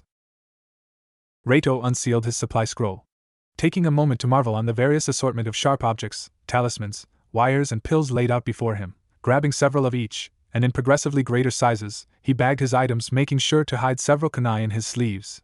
Satisfied with the quantity of hidden weapons, he then rose up from his seated position and turned to look at the wall behind him, hung upon the plain wall. He saw a ninjato. 36 inches total, with a 9-inch handle. It was plain, just a leather wrapped handle and an unremarkable single-edged blade, and standard strong tip, very straight, very pointy, very sharp. It was overall perfect for him. He took it and strapped it to the back of his waist, underneath the haori. Now for books, still need learn everything that old man was talking about earlier. And so he took the beginner's books for everything, including things distinctly non-ninja that they had for disguises or something like that. Next was kanji calligraphy and ofuta creation, followed by his stove and his tiger skin blanket. Yes, very important. Sealing those into storage scrolls, and having a little trouble carrying it all, he left and thus permanently moved out of the tree which had sheltered him for 2 years. Murmuring a quick goodbye before crouching and springing into the treetops towards his next destination. Change location. Rado POV. The Himejima clan is one of the 5 principal clans. They are a clan of powerful mystics who serve and are linked to the Shinto gods. In return for serving these deities, they are given the power required to serve them for the purification of evil spirits. This clan is guarded by a divine beast called the Vermilion Bird, one of the 4 Chinese symbols of power. They are affiliated with the Hojo Dojo. This school, of course, despite not being one of the main schools of mysticism in Kyoto, it held the duty of providing excellent soldiers each year. It specialized in its own special brand of swordplay. It was remote and considered backwards and redundant, unlike the other schools. Despite this, it had quite the number of applicants each year. Those who could not enter any of the main schools often found themselves here. It would accept them. The only known criteria was the willingness to learn and put in the necessary effort to grow.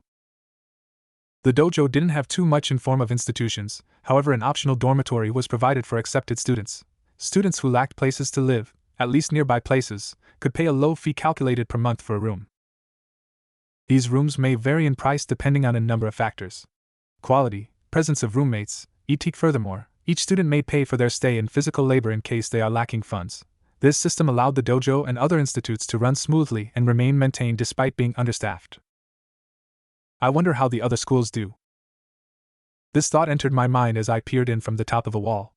Dawn, the courtyard was sparsely occupied with students, some gently sweeping away leaves formed underneath the trees and others performing similarly repetitive tasks here and there. I was supposed to meet sensei in front of a designated classroom after a daily event called the morning assembly. However, I contemplated whether or not I should wear my cloak. Should I stride inside wearing suspicious clothing? I could be mistaken for a thief. Sneaking in was an even worse idea.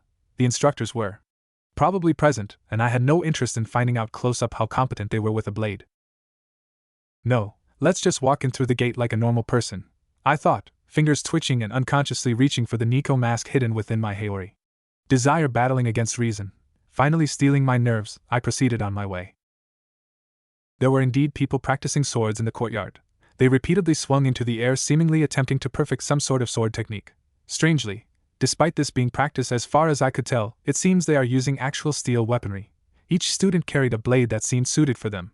From the smallest disciple who carried short knives, to the largest and most robust who swung what appeared to be a broadsword, the instructor, seemingly understanding the differences between each disciple, scrutinized them individually before advising them, using a combination of yells, insults, and occasionally a strike using the butt of his weapon for those who he had to remind more than once. Truly the students were different, but the admonishment was equally harsh for everyone. A few grunts come from the practicing disciples, along with loud barking from a muscular instructor who honestly didn't look too happy to be there, judging by how he suddenly kicks one of the students who he thought was slacking, causing him to drop the sword he was swinging. Clang gh. Pathetic. Do you guys know how hard is it to become a true samurai? With your current standard, it would be good enough if you can even become a foot soldier. Talk less of being remotely useful to our sworn cause, the service of Yasaka-sama. He barks at both the offender and the spectating disciples. Bald head glinting in the morning sun just as brightly as the sword strapped to his hip. Or maybe you won't even pass the qualification test to become a foot soldier, then you'll have to go back to farming, being social workers, or whatever you were wasting your pathetic lives on. Only when a big war is taking place will you wastes be enlisted into the army, whether you were ready or not. That kind of inferior army could only serve as cannon fodder in the battlefield. Even if you survived, to cap it all off, you will only receive a very moderate amount of payment. Is that the life you want to live? Oh yes, I remember. Apparently this was one of the reasons they are often looked down upon. They seem to serve a yokai matriarch named Yasaka when the 5 principal clans are still at a reluctant truce with yokai. A position just close enough to almost be seen as traitors to their own species. Unpopular, yet they have persisted up till now. Impressive in its own way. Yasaka, one of the leaders of the supernaturals in Japan. A kitsune. A 9-tailed fox. I mentally review all the knowledge I managed to gather about her so far through the use of clone eavesdropping. Age is currently unknown to me. Appearance in public is scarce as she always seems to be busy, however there are pictures. Relatives? How strange. Unconfirmed child. An unknown husband deceased. The child, however, it seems her identity is kept hidden even above the 5 principal clans. I guess I can see why Reito is immersed in his thoughts as he makes his way through the courtyard. The yelling continues and the students kept sucking at their tasks until the instructor seemed to finally run out of patience. Alright. Since you won't improve by sweat, you'll improve by blood. Join sparring. Form a ring. He barked out orders as the students groaned pitifully but obeyed anyway. I finally made it to the front of the assembly hall. It was quite close to their morning class, only separated by a series of large stairs overlooking the courtyard, which could also serve as makeshift benches for spectators. It granted a wide view of the courtyard. I sat on one of these and watched their sparring in interest, wondering what I could learn. Oof. Gradually, more and more students made it through the courtyard and took their seats, also watching and chatting amongst themselves as they waited for the dojo to open up for lessons. Gah! Reito looked on passively as one student in the sparring class sidestepped a swing and slammed the hilt of his sword at the base of his opponent's neck, smiling as his opponent's eyes went white. Thankfully it wasn't with enough force to pop the vertebra from its place. Cervical fracture was avoided. If barely. Gack. Thud. Asami! The instructor barked. This time his ire directed at a specific student.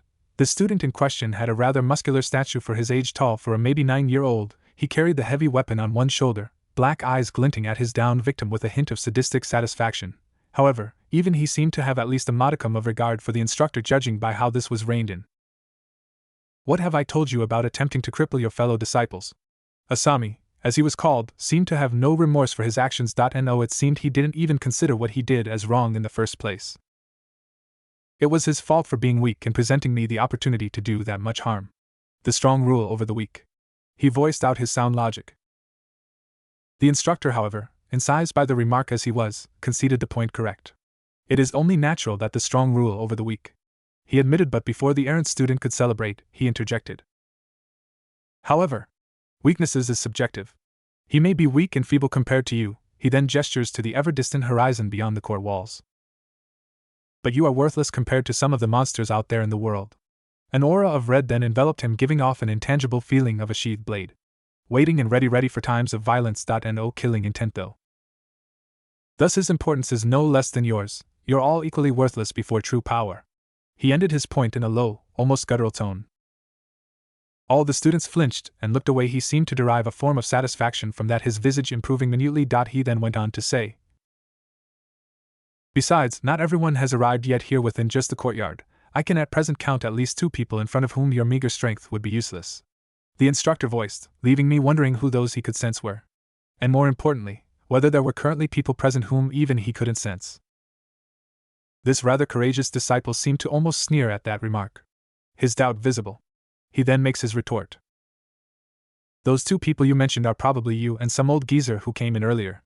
I am aware that I cannot beat you at present, however I have the potential to. I will surpass you and any old geezer here soon. Then I will move out of this den of commoners and join a real main school of the 5 principal clans and restore honor to my family." "Oh? I see, I can more or less guess what happened," Reito thought. "But for now, within my class, I doubt any student could match me.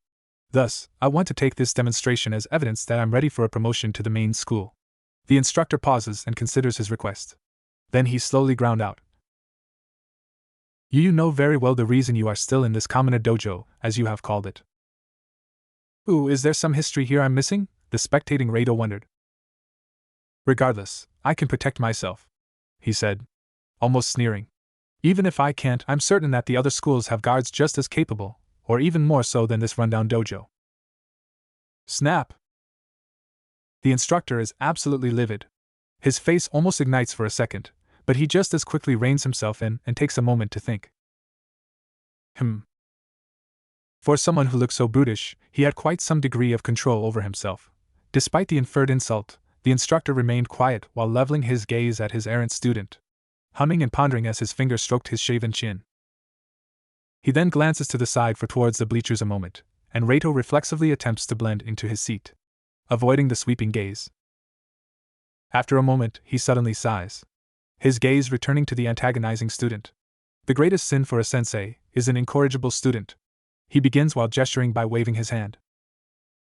At that, most of the students file out of the field, forming a wide rough circle, leaving only Asami and the instructor in the middle, thereby forming enough space in the immediate vicinity for a duel? Reito wonders, excitement surging a bit after not finding anything that could improve his current repertoire. A duel between this instructor and the errant student was sure to provide some more insight into how the people of this strange land fought. He contemplated secretly turning on the Sharingan just to observe, but before he could. This is a duel between Asami Oryu and Reito Uchiha. Huh. Change POV. Asami Oryu third-person POV, the Yellow Dragon. Their esteemed clan's guardian beast. The pinnacle of the clan's power. The dream and right of any aspiring clan heir. Asami had dreamed of inheriting this hallowed creature as soon as his body became a strong enough container. Which was why when he was 7 years old, his world fell apart when he learned that his cousin would inherit the clan's guardian beast, the role that should have been his. Something about compatibility, as he was born with water chi as opposed to the Oryu's earth attribute. He had begged, even agreeing to a chi-altering procedure from the clan's branch in China. Despite the agony this treatment was known to cause, he had suggested such. Yet I received nothing, no answer. No agreement nor denial from the clan elders. They had simply stopped looking his way after his first G test. And to make things worse, he was suddenly getting expelled from the clan. He young as he had stormed into a clan meeting to plead with the esteemed elders. Years later, as if despite him, he was again denied entry into the clan's schools. He worked harder than his cousins. Granted, he wasn't as proficient in the clan arts as them, but despite that he had more than showcased his diligence. Hard work will not betray you.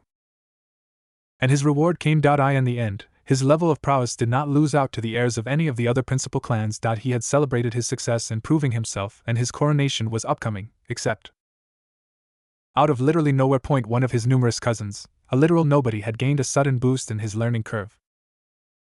It was strange. Things he couldn't do before were now seemingly comprehended almost overnight. A figure that was once despised, a figure who no one used to give a second glance, out of nowhere gained an exponential boost in strength. Try as he might to work harder, it just wasn't enough. In the end, I was defeated in a spar. Everything changed since then. The roles switched almost overnight. No one questioned the anomalous increase in strength too much. It was all chalked up to a freaky bloodline mutation. At a point, I had eavesdropped on him talking to himself. Something about an ancestor in a ring and other obscure methods which he couldn't understand. Ancestor, he thought with a hint of despair. Had even the divine beast betrayed him? He was undoubtedly this generation's warrior. It was his birthright. Asami had reported his findings to the clan elders, requesting for the ring to be put under scrutiny. However, even that fell through. The fool somehow gained even recognition for having a sacred gear. Yes, the ring got designated as a sacred gear. In hindsight, I should have seen that coming, Adamo thought bitterly. It was like fates had been switched. Yet, regardless, he worked even harder, biding his time in hopes of the opportunity to fight for his position sometime in the future. Next thing he knew, he was being filed out of the clan territory for reasons still incomprehensible to him. This isn't fair. What did I do to deserve this polite yet obligated exile? Fairness is besides the point. Those were the words he had heard since he lost contact with any relatives. And thus he was demoted from upcoming heir in the honorable Oria clan to mingling with these yokai-hugging commoners. Oh, how the mighty fall, he thought bitterly. But if there's no remedy, he would have to create one himself. At this point, it was do or die.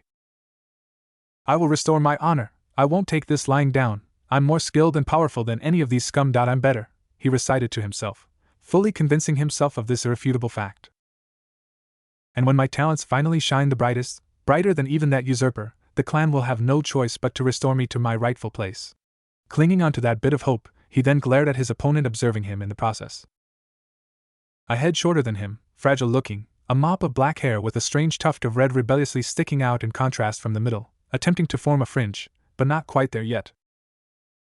Skinny, short, doesn't look like much. Asami felt bad, however, to fulfill his ambitions. He would gladly swallow any guilt. Are both parties ready? An annoying voice asked. Gladly, Asami mumbled with a grin. His opponent remained silent, only staring him down. All right, Hajime. And the battle was underway. The clash began with a swift exchange of blows. Giving almost no chance for Asami to go on the offense, his opponent instantly burst into action, and the air was suddenly filled with a volley of thrown weapons, all of them curving in their trajectories and heading straight for him. Gritting his teeth and pulling up his sword, he commenced a hasty block followed by a series of slashes, each one knocking the weapons from the air and scattering them. However, they seemed to just keep coming as his opponent kept throwing and throwing and throwing. The weapons never seemed to end. Soon he found himself getting overwhelmed and sporting a few scratches here and there. Arg! With a grunt of exertion, all the airborne weapons were blown away, picked up, blowing both the weapons and his previously incoming opponent into the air. A smirk graced his face at the thought of some get back. His opponent, however, twisted lightly in the air, nimbly landing on his feet in a crouch. Without missing a beat, two objects fell out of his opponent's sleeves. They were round in shape and gray in color, lightly bouncing a couple of times before exploding and hiding half the field in a layer of thick smoke. The spectators watched eagerly. His opponent seemed to spin through all the attacks, narrowly dodging them while approaching him. The next thing he registered was a whip-like kick to the side of the head on the ear, and then the taste of the courtyard dust. No pain was registered. However, the world seemed to be spinning and dancing. He felt like throwing up, and he did. He colored the courtyard floor with his breakfast. Then the pain came as all his wounds seemed to have come to life. A groan escaped his lips. Yurg. He then lay there beside a steaming puddle attempting to get his bearings back. However, from the corner of his eye he saw a concerning sight. The image of his opponent Reito, if he recalled correctly, seemed to be drawing a long and thin blade from somewhere behind, fully intent on finishing him off. Isn't the match already over? I've tapped out already. What are you still drawing a blade for? Asami wondered. He then glanced into his opponent's eyes with a questioning look and recoiled at the sight. His aggressive outburst halted prematurely by the eerily blank look. It was strange. It was the same unconcerned, unnoticing look you would have if you discovered that you had accidentally stepped on a rather large bug during a morning stroll and were wondering where best to wipe it off the soles of your feet. Shivering. Asami shivered as the fully reveled blade shimmered in the morning sun. At this moment, before his fear could turn into full-blown panic, help came from an unlikely source. The descending blade suddenly changed its downward course. Moving sideways in a flat block as a pillar of what could only be described as wind slammed into its owner. It dealt no damage, but succeeded in lifting its target off his feet. Match concluded. The victor is Reito Uchiha. A somewhat furious voice insisted. The owner glaring at a new offending student. Features somehow demanding an explanation. All the spectators watched stupefied. Hesitant expressions on their faces. The instructor is the first to snap out of his reverie when no such explanation was delivered. Luckily, since no further attack was forthcoming, the tense environment slowly relaxed as the student shifted out of his defensive stance. What the hell have you sent me? You. Grumbling under his breath and shaking his head, he resolved to address the issue later on after class. He then turned to address the ready of the spectating disciples. All right, settle down. Now, before you retire to your various classes, I have one more thing to tell you. With that announcement, everyone comes back to reality. This is the halfway point through yet another semester. You will be graduating in a few years. You will face the world and reality in its fullness. You are all my students, and despite all, I do care for you. At this, he spared a glance at two particular students. Quickly removing it in the next second. So I need you to remember, fight. Fight for every ounce of power you can get your hands on. So long as you don't go to those filth and mutilate yourselves, I do not care what method you are using to get stronger. In this world, if you don't want to lose, fight. Or die. He adds, a tone of solemnity seeping into his voice. Class dismissed. With this, the students eagerly files out of the field. All except for one. You over there. He pointed at his target. Come with me.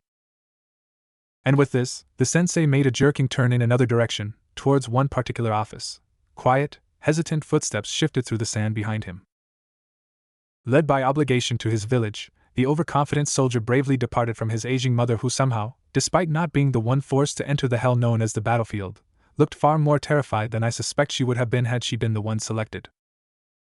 Her screams and wails the following day were different. Similar only in name to the ones I usually encountered in enemies on the battlefield. If I could recall correctly, it most closely resembled those coming from that one client whose brother I assassinated. But even compared to then, these ones seemed a notch deeper, if I could call it that. I wanted to find out why they were so different. They were obviously both wails. Just noises released by the vocal cords consciously or unconsciously while the body was in distress. Was it the tone? Volume? Or was it just the varying individual characteristics of the victims? What made them so distinct? The curiosity weighed heavily on me. And at the same time, I didn't want to know the difference. At least not in person. However, I learned something new, like I always do. It taught me how to inflict agony on others without pointed objects or ninjutsu. A broken promise. A new tool in my arsenal. One I would never use. And like that, both the thought and the memory are gone. Crudely and forcefully ripped from my mind. Liar, I managed to mumble before it fully departed, leaving me completely ignorant at who I was directing that jab to. Not that it matters anyway, my head was still pounding and grogginess was threatening to creep in. I give my head a shake accompanied by a gentle massage. Ouch, it hurt a lot. I'm still feeling the phantom pains, though I can't recall why. What I do know is that whatever that was, it was disgusting. It was revolting. It wrenched sanity out of a complete mind. It made me shudder. And it's gone again, I observe while wiping off a cold sweat that was gradually forming on the back of my neck. This is most certainly the work of a seal. At least. That's the only explanation I'm currently able to come up with. Whatever kind it is, I must say messy as its means was, it's doing its job well. However, it seems to be waning. I keep having these episodes more often now. I have a feeling that it's best that this seal doesn't break. Okay, more like I'm exceedingly wary of what would happen if it did. If it already hurts this much while it's cracked, when it shatters into a million pieces like I suspect it is intending to, what's it say it won't take my psyche down along with it? I wouldn't be so worried if it only involved a physical sort of pain. It wouldn't be a big deal in that case. After all, pain is part of a shinobi's job. Whether it involved escaping from a superior opponent on the battlefield, then hiding in obligated silence all the while sporting and self-treating an excruciating injury, or simply keeping secrets under enemy interrogation. All I can say is that there is a reason why truth serums were so valued in the elemental nations. Most shinobi are just too good at handling physical pain. Heck, pretty sure we had a specific class for that back in the Umbu Academy. However, this one is different. It feels deeper than just the body. It's something more primal if I could describe it with its closest term. This is one of the reasons I'm cooped up in the library right now. With my current level in Fuinjutsu, I currently don't have the means to reinforce it, and I'm hoping that a trip here will provide a new perspective. Thus, back to the basics. Storage seals are the basis for all Fuinjutsu. I've spent a sizable amount of time working on my calligraphy and chakra control, and I have now reached the minimum threshold required to learn this dangerous art. Yes, it's dangerous. In fact, I will eagerly bet that Fuinjutsu is the most dangerous shinobi art of all, both to the user and the victim. Ninjutsu, which shinobi children tend to prefer, likely due to its falsiness, simply does not come close to the peril that an experienced Fuinjutsu user can bring about. A semi-immortal monster who simply shrugged off the Raisengans and fireballs you've been throwing at it for the past hour could end up felled by a seal. Fuinjutsu is the reason why the mighty Bija ended up as pets despite being literal sentient natural disasters, each increasing in magnitude with accordance to their tails. Such is the might of seals. However, Fuinjutsu comes with its own problems. It is hard to learn even with a teacher. Horrendously so without one. I managed to self-study up to a point over the last 2 years. If nothing but for the purpose of securing the chance that I won't have to waste valuable Rio purchasing paper tags and bombs and could instead manufacture my own. And thank goodness for my innate frugality, now I don't have to start from scratch and I'm semi-certain my seals actually work. However, it seems like a new issue has popped up. The seals that proved too much a hurdle for the few tigers and large animals I experimented on in the past was shrugged off by a little girl. This would normally cause any shinobi, me included, to immediately drop Fuinjutsu development and stick with the knowledge of paper bomb fabrication. They would then seek other more rewarding avenues to explore. They'd be right to do so in most cases. We live in a world where 7-year-olds could tell you where they'd cut you in order to ensure that you bleed to death slowest. I inwardly muse. Thus, wasting time in such a place is almost directly proportional to personally shortening your lifespan. However, quitting Fuinjutsu is not the correct decision in this current case. I bet it's their weird brand of chakra. I reason as I browse through another page in the book I'm currently reading. Flap. Which is why I'm here in the library flipping through all the energy-related books I could find. The pile is growing and I'm beginning to attract attention judging by the curious gazes I could feel staring this way. There are also the hushes whispers. Who is he? New disciple? Master you of all people? He's good looking. What clan is he from? Don't know. I would like him to pound $p%. I distinctly ignored that last one. The people in whatever region this is have issues I've noticed recently. The chattering kept going and growing louder as time went on, until the librarian couldn't take any more. SHHHH. The volume reduced, but the staring did not. Regardless, despite how uncomfortable it was to be within sight of so many people, I continued flipping through the books, memorizing the contents while making sure to keep my glowing eyes concealed. And so the pile grew larger. And boy did it yield results. Holy energy? Ki? Demonic energy? What did the results confused me a lot, but it was undeniable what I was seeing. Holy energy, a form of energy wielded by the angel faction led by a deity named YWH. Highly potent when used in exorcism or banishment, destruction of evilly aligned entities like devils, can be applied to items in order to bring about the production of holy water, crucifixes, e.t.c. Our esteemed Shinto faction has succeeded in mimicking the properties of this energy. Through this, we have formed our own cleansing rites. I reread from the book. It denoted a tone of pride. As if achieving something significant, but that wasn't important right now. Yo! Shinto? Devils? What is going on here? This never existed in the elemental nations.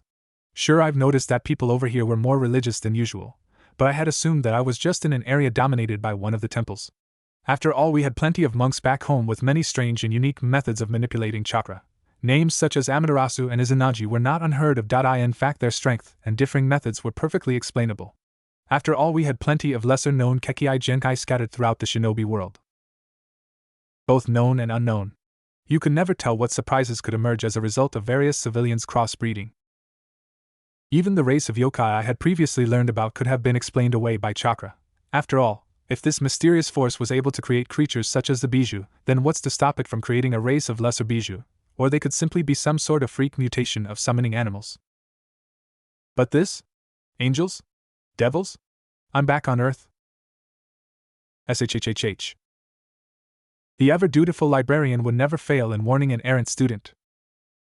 General POV Forest. The warm embrace of the sun permeates through everything. Even the heart of a secluded forest. Here, a nest sat securely amidst the dense vegetation. Comprising of dried leaves and twigs, it was no wonder that it remained hidden, shielding its contents from the probing of predators. The said content included a few eggshells deprived of its contents.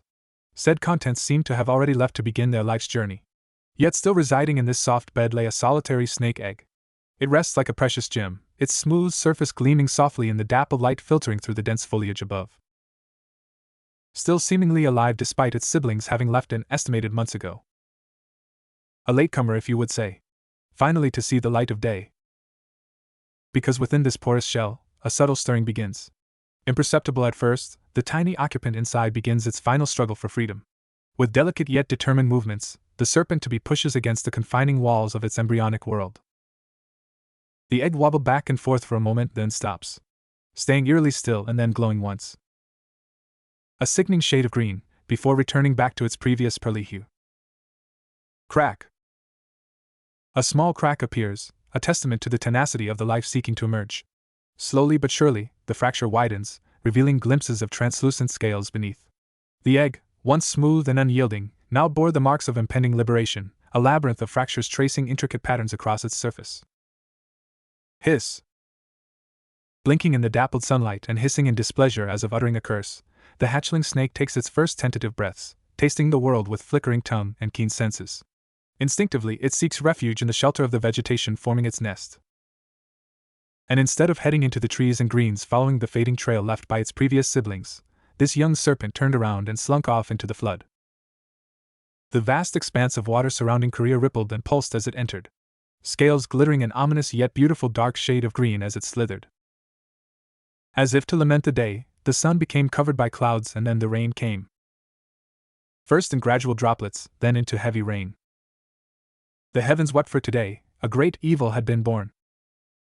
Snap. Nearby, a being taking a brief nap away from its celestial abode opened his eyes. Quickly yet carefully assessing the situation, he grew pensive. How ominous should I take care of it now before it becomes a problem? Born during an eclipse in a leap year. It could be anything but good. However, terminating the potential of the newly born was contrary to his dharma. I am not a paranoid Olympian. Nature is full of change. New life must always be appreciated. What is naturally meant to be, is just that. Meant to be. Let nature run its course, he said, seemingly convincing himself and forcing all apprehension out of his being. Breathe in, and breathe out, and slowly his alert state vanished. Yes, this wasn't a demon escaping from Naraka. No, it deserved a chance. All life born on Earth had its role to play. Nature always had a way of balancing itself. The being closed his eyes and resumed his meditation. Though, should I inform Sun Wukong? Thinking carefully and finally shaking his head in the negative. Rest was more important. Time skip. Underworld night. In a dim, eerily silent corridor, a cloaked figure moved swiftly, his steps seemingly making zero sound on the cold stone floor and his movements precise. A result of having done this multiple times before. If one observed closely, one would notice the cloaked figure seemingly merging with the shadows every time he passed a lit torch, The figure rapidly approached his destination. A lone door at the end of the hallway. Draped in black, only two visible features could be seen from under the cloak. A pair of eerily crimson eyes that just seemed to glow, leaving trails as they rapidly scanned the surroundings for traps and threats. Three black commas gracefully spun around a similarly black pupil in each eye, all following a constant path at synchronized speeds. The other distinct feature was a tuft of red hair that stubbornly draped over the front, as if seeking attention despite past attempts to restrain it using gel. Maybe I should just cut it off, an idle thought flickered across an alert mind. The figure walked into a large, intricately designed office which wouldn't look out of place for even kings to sit in, lit by the various torches burning with bright blue fire. The walls were made out of old stone bricks, giving the room an ancient look. Rato.P.O.V. It had been 2 years since my enlightenment episode in the library regarding my location. To say I was stunned would be an understatement. I read a bit more and grew even more and more baffled with what I learned. In the end, I all but barged into Sensei's office and started a very enthusiastic session of Q&A. I could tell that he was a bit surprised with the questions I was asking. The thought of someone like me not knowing about the non-human but still humanoid entities living among us.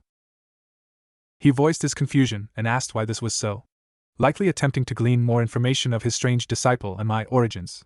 Unfortunately for him, I had no intention of responding to such inquiries. I deflected the question with another. He got the message and gave up surprisingly quick. Looking pretty saddened, if I must say. He however entertained my inquiries and even taught me how to recognize the local yokai. My Sharingan immediately trained itself to recognize these minute differences and pierce through their illusions.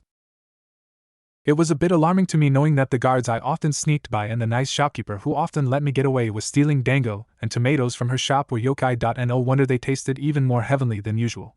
Thinking back now, I finally noticed that it was way too delicious. I had thought that it was just my Uchiha genes acting up. It was fairly common for Uchiha to like those things even if they'd never admit it. In fact, I could tell you with certainty that between 15 to 20% of the village's tomatoes and dango was consumed by the Uchiha. A clan consisting of a few hundred people at most. Maximum a bit over 1,000. Come to think of it, shopkeeper-san always looked a bit amused when I was caught. Did she see it as some kind of game? It was strange how she'd been able to notice a missing item from angles that I was certain humans cannot normally observe. Don't yokai have similar blind spots? I frowned as the series of questions crossed my mind. Then, approaching my destination, I snapped myself into a 100% attention, violently throwing that thought out of my mind. My feet blurred, making no sound as I walked upside down on the ceiling, passing by yet another patrol group undetected. Sneaking into the Phoenix household was an uphill task indeed. Came close to getting caught several times. However, my mastery over the concealment jutsu along with the masking seal ensured my safe entry. It also helped that the Sharingan's ability to accurately perceive the intangible energies that triggered traps scattered throughout the mansion remained unparalleled. Finally found it. Why would they put their treasury in such a place? They could have stored it in a bank like everyone else. Why insist on keeping their gold under their beds? Overconfidence? Or are they truly that secure? Has no one ever dared to do this before? I would just have to find out. I made my way to the entrance, idly moving in a certain pattern, sometimes wall walking, as has become almost second nature by now. Using this, I targeted the gaps between the arrays of energy displayed in my vision. None were triggered. Successfully bypassing their equivalent of laser traps, I finally made it to the door, and all that was left was to shoot. Magical biometric scanners. My study on seals and observations of this world's magic has been quite fruitful. Flimsy at best, I inwardly note as I take in the inscriptions on the doorway. From an outside perspective, it looked like an old wooden oak door. A bit archaic, but normal looking enough. However, inscriptions programmed to deliver painful deaths using curses and fire to transgressors attempting to gain access were scribbled all over. From what I could gather, entry was only allowed to those who presented a certain genetic sequence to the scanner on the doorknob. Family most likely. Then there was the energy masking array distorting perception of the trap. This told me something. The arrays were meant to be invisible. Normally wouldn't have been able to stop me. I could have easily hacked something this half-hearted as I could tell. I didn't expect something so flimsy from a pillar house like the Phoenix. However, there was one issue, a rather large one at that. I can't use magic. I just don't have the ability to. Ki? Sure. Senjutsu? Maybe. But mana eluded me or some reason. Research on other energies was still in progress. I just couldn't manipulate mana without help from a seal specifically designed to fulfill a corresponding purpose. I'm also on the field right now, so I couldn't just tailor a mana channeling biometric seal on the fly. Viewing jutsu without precision would only spell disaster. Then there was the problem of demonic energy signature. It's likely needed to ensure the trap array didn't wonder what a human was doing in the underworld. Brute forcing is also out of the question, kidnapping it is, but who? I wonder. Mentally going through the mission records, I quickly pick my target. As far as potential prey go, even predators in the wild know to go for the stragglers in the back. So my target is preferably someone weak, yet important enough to take hostage. Using these parameters, I begin narrowing down my list. Rosar Phoenix and Rala Phoenix, the heads of this pillar house, are known to be ultimate class, both husband and wife. Unsurprising, since being weak in a society that values strength whilst being amongst the top nobility would most certainly get you killed or used by anyone who pleased. Taking down an ultimate class target is manageable. Two at the same time would be dangerous, and at that point, attracting attention will be inevitable. I've prepared for confrontation, but things could always go awry. I sigh and cross them off my mental list. The eldest sibling, Rival Phoenix. I next on the list.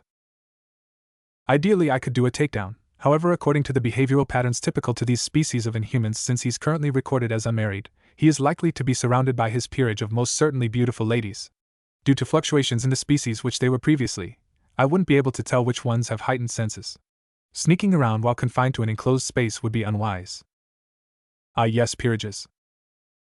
There is a trend famous amongst the species known as devils. They tend to surround themselves with servants they recruit throughout their lifetime. They are turned from another species into devils. Some kind of devil vampirism, but without the blood-sucking usually. The details of how they do this are currently unknown to me, but the effects are irreversible since it involves tampering with the soul. Who do they turn? Their taste varies, however usually strength and attractiveness are the most common features of their servants. Some are more into rarity of species.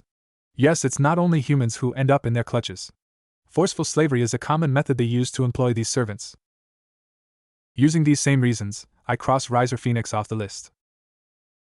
That leaves me with one more potential target. Someone relatively weak and who doesn't have a peerage yet. If only mana wasn't a problem, I inwardly curse at the thought of extra work. Shaking my head regretfully, I made my way towards the bedrooms, fully determined to make some more time for research in order to overcome my mana deficiency. But that's for future me. Now, I work with what I have. Flashback. Stab. SHLLK. The warm liquid slowly flows into the grass. A red puddle is slowly formed as a crimson moon watches from the sky. My eyes snap open at that last scene and I'm hit with an intense wave of nausea.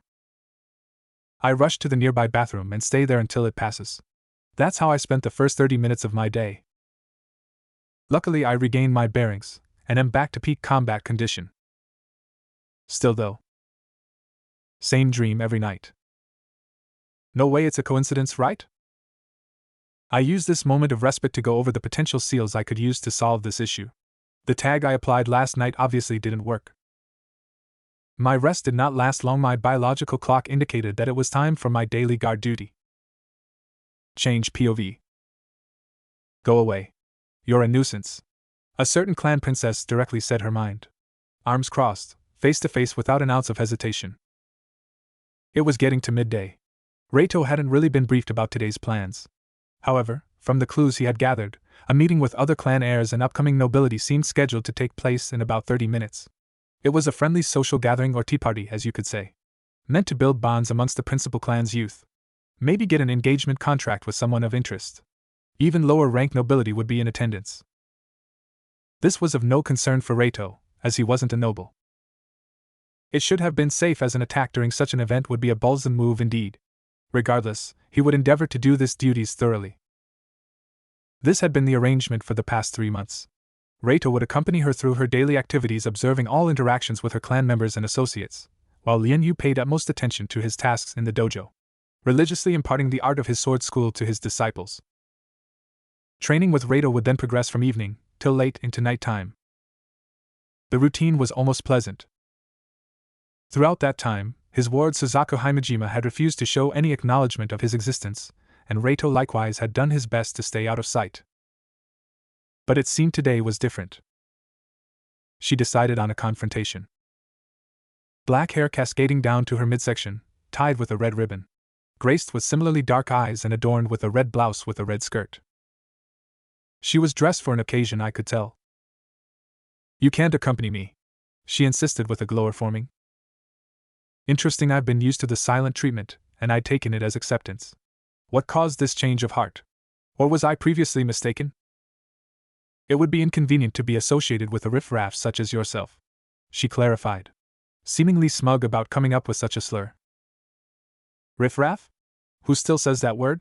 I'm sure it was meant to be an insult, but it was nothing. I'd been called worse with much more malice. Compared to these insults seemed far too juvenile. This needed to be dealt with. Preferably now. After pondering for a moment, he looked at her. So, do you hate me? He asked the question with the same blank look he'd given her since. Hate would explain it. Hate was a bit extreme, but not something totally unexpected. Yet she recoiled at the suggestion, momentarily at a loss. Nevertheless, Rado waited for a response. Supposing that was indeed the case, he would have to adapt, as always. And no, not exactly, she said. A slight stutter made its way into her speech. So, no, Rado thought silently while considering his next options. The consequences of negating the contract outweighed the benefits. Plus, I can feel the contract gradually accumulating power. The benefits gained over the period of a few years would be truly immense. This must happen. Do you loathe my presence? Is my staying in your immediate vicinity unbearable for you? Rado's next question flowed out without pause. And now she looked taken aback, skin tone slightly paling and her jaw hung loose in surprise. Supposing I left right now. The training and the cash aren't the only things I would lose. I just recently discovered that I'm sharing the same planet with inhumans likely more dangerous than the Bijou. Some of which I killed a few moments ago. Recklessly wandering about would not be advisable. I wouldn't go that far. Bijou, she gathers her courage in the end and attempts an explanation. I see. Rado interrupts before she could regain her verbal footing. Then I only ask that you endure this arrangement till my contract is complete. Poof, he then vanishes into a cloud of smoke, leaving her gaping and wondering what just happened. I have more pressing concerns right now, like tending to this still bleeding wound. It turns out that this bodyguard job is a bit more challenging than I anticipated. Familiars, magicians, yokai, and the occasional overconfident and entitled devil seeking a peerage member and the heiress. I dealt with all of them without exception. However, that devil came along with his harem of slaves donned with different sorts of magic and sacred gears. He was high rank, and sometime through the fight, someone got in a lucky shot. They all died in the end though, and their bodies were disposed. All evidence was removed. However, it seemed that I still needed more training. Carelessness is the enemy. Almost as much as poverty is. I allow myself a groan and a grimace when I'm sure I'm out of sight. I'm going to need to sew this one, I'm sure. Luckily stitching wire is pretty cheap, and so is the needle. Sigh, this is going to be a long hour. Self-medication always hurts a lot more than getting treated by someone else. Not sure why.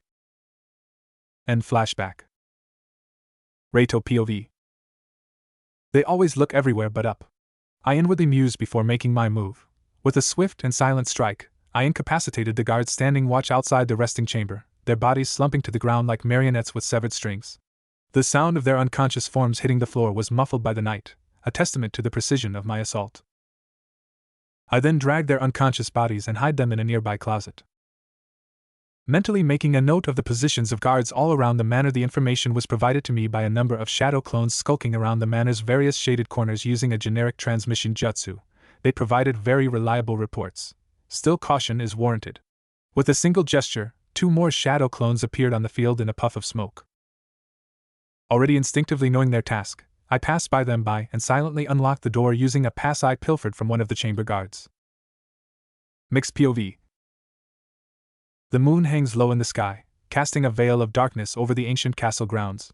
Silently, like a wisp of shadow, Rado moves through the labyrinth of corridors, his movements fluid and soundless. He blends with the night, becoming one with the cloak of darkness that shrouds both his form and the castle.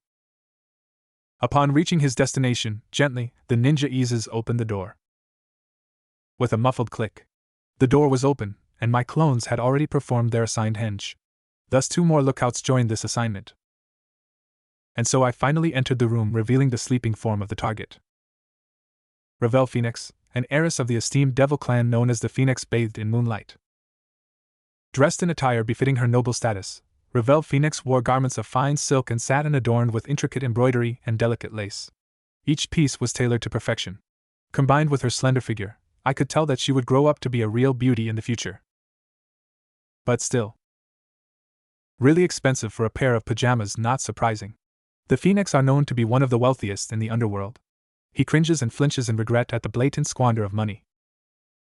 Still, a job is a job. Let's get on with it. And with a swift and silent motion, he darts across the room, his movements fluid and precise. It seemed that her senses were heightened as she shoots up in alarm. Still a bit drowsy, her eyes snap open and she turns to face the intruder. This turned out to be a mistake. What dash? Genjutsu Sharingan. The effects were immediate.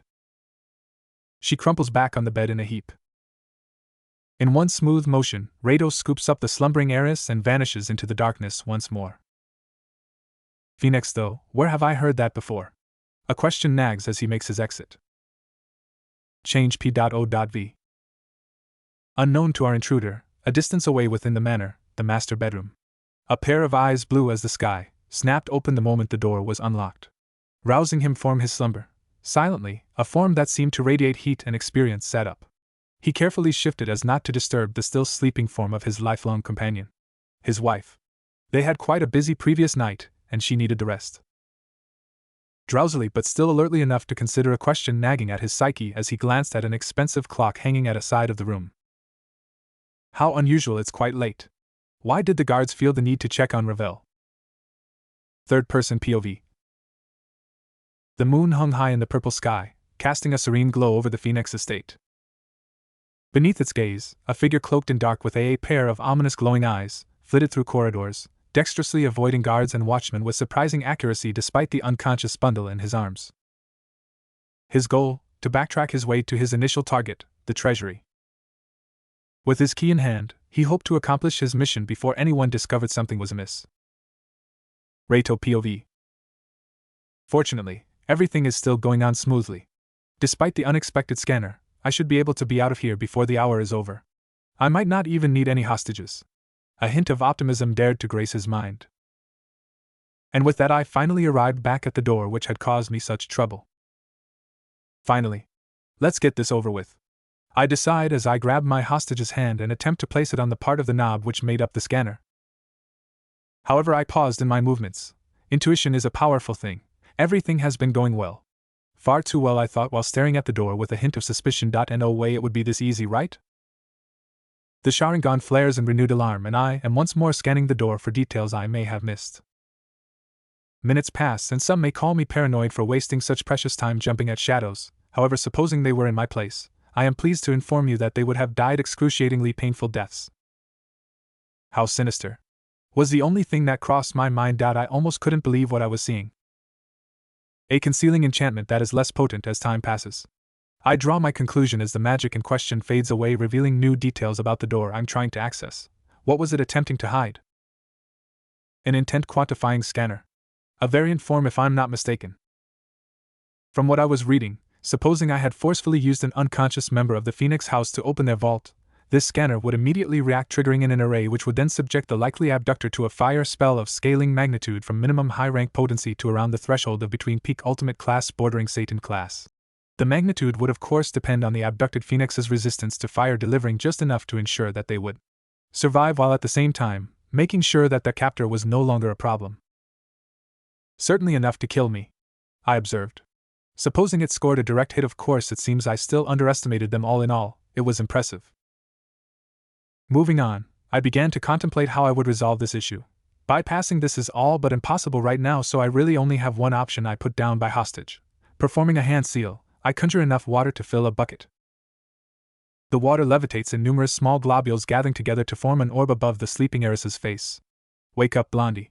There was no hint of hesitation in my actions. Splash. Gah. Ravel Phoenix POV. It was a surreal experience for sure. One moment I was in bed dreaming about the dessert I had at last evening's tea party. Then I had this uneasy feeling which woke me up. Next thing I remember is red dot followed by what I supposed was a relaxing nap. But then, I was interrupted by a splash of cold water. Being a phoenix, a creature of fire, suddenly doused with cold water out of nowhere, there was really only one reaction. I turned harshly, fully prepared to show my displeasure. I turned and saw heaven beneath a cloak. Baitum! Something beat hard in my chest. I felt as a heat different from the flames I control rushed up my face and ears as I beheld the most attractive face I had ever seen. He was around my age, perhaps a year or two older. He didn't look like any noble I had seen before. I would have at least caught a glimpse during our yearly galas. A dangerous red, beautiful yet intoxicating. Red like freshly shed blood running down a mop of raven black. Similarly red and black patterned eyes on an apathetic visage. Vaguely, I began to understand just why Brother Riser was so attracted to that girl from the Gremory house. I had thought that she wasn't even that nice in the first place. I'd met her before and found her unpleasant. Unable to appreciate the finer details of life like tea and snacks. She instead stuck her face between the pages of Japanese picture books. What do you call them? Mango? Manger? Whatever. Tea and snacks clearly reigned supreme. Thus I ignored her like the heretic that she was. But now that I'm seeing this, even I can't help but want to draw closer. Shinge's sword is drawn and it glitters despite the hallway's dim firelight. The razor sharp end pointed directly at my nose. The edge almost too thin to see. I hadn't even seen him move. A thought rushes through my mind. It snaps me out of my reverie and I notice that I had indeed been drawing closer and reaching out a hand attempting physical contact with my assailant's face. I had come frustratingly close. He was just an inch out of reach before he had drawn his blade in warning. It was enough and I looked again. The sword, those eyes, they reminded me that I was not in the presence of a friend. And so, a chill runs down her spine and fear courses through her veins as she realizes the gravity of her situation. She is at the mercy of her captor, a stranger whose intentions are as dark and shadowy as the underworld night itself. All right. Listen and listen well. Blondie.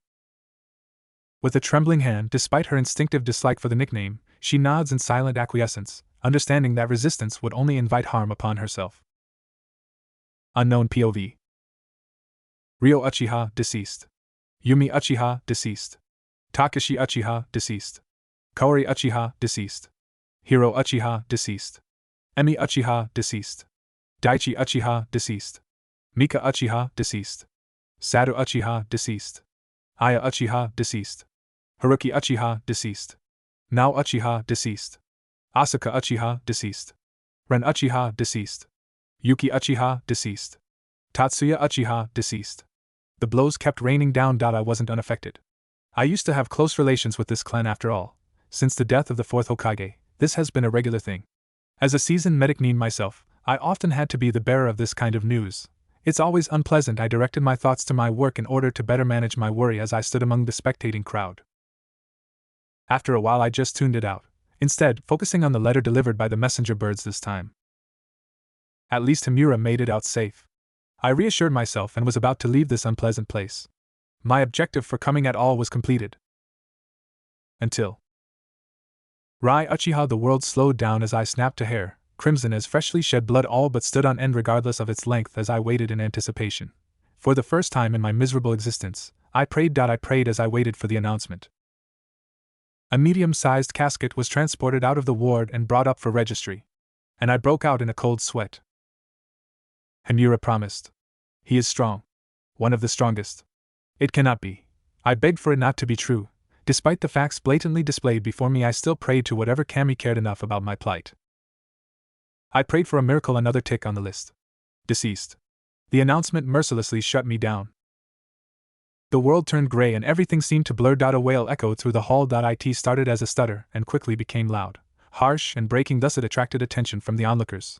Most of all, it was quite close by. Where was it coming from? Oh, is that me? I tonelessly questioned before everything finally faded to black. The door unlocks with a clack. Finally. And with that I push. It was heavy. Far heavier than I expected would to be, however.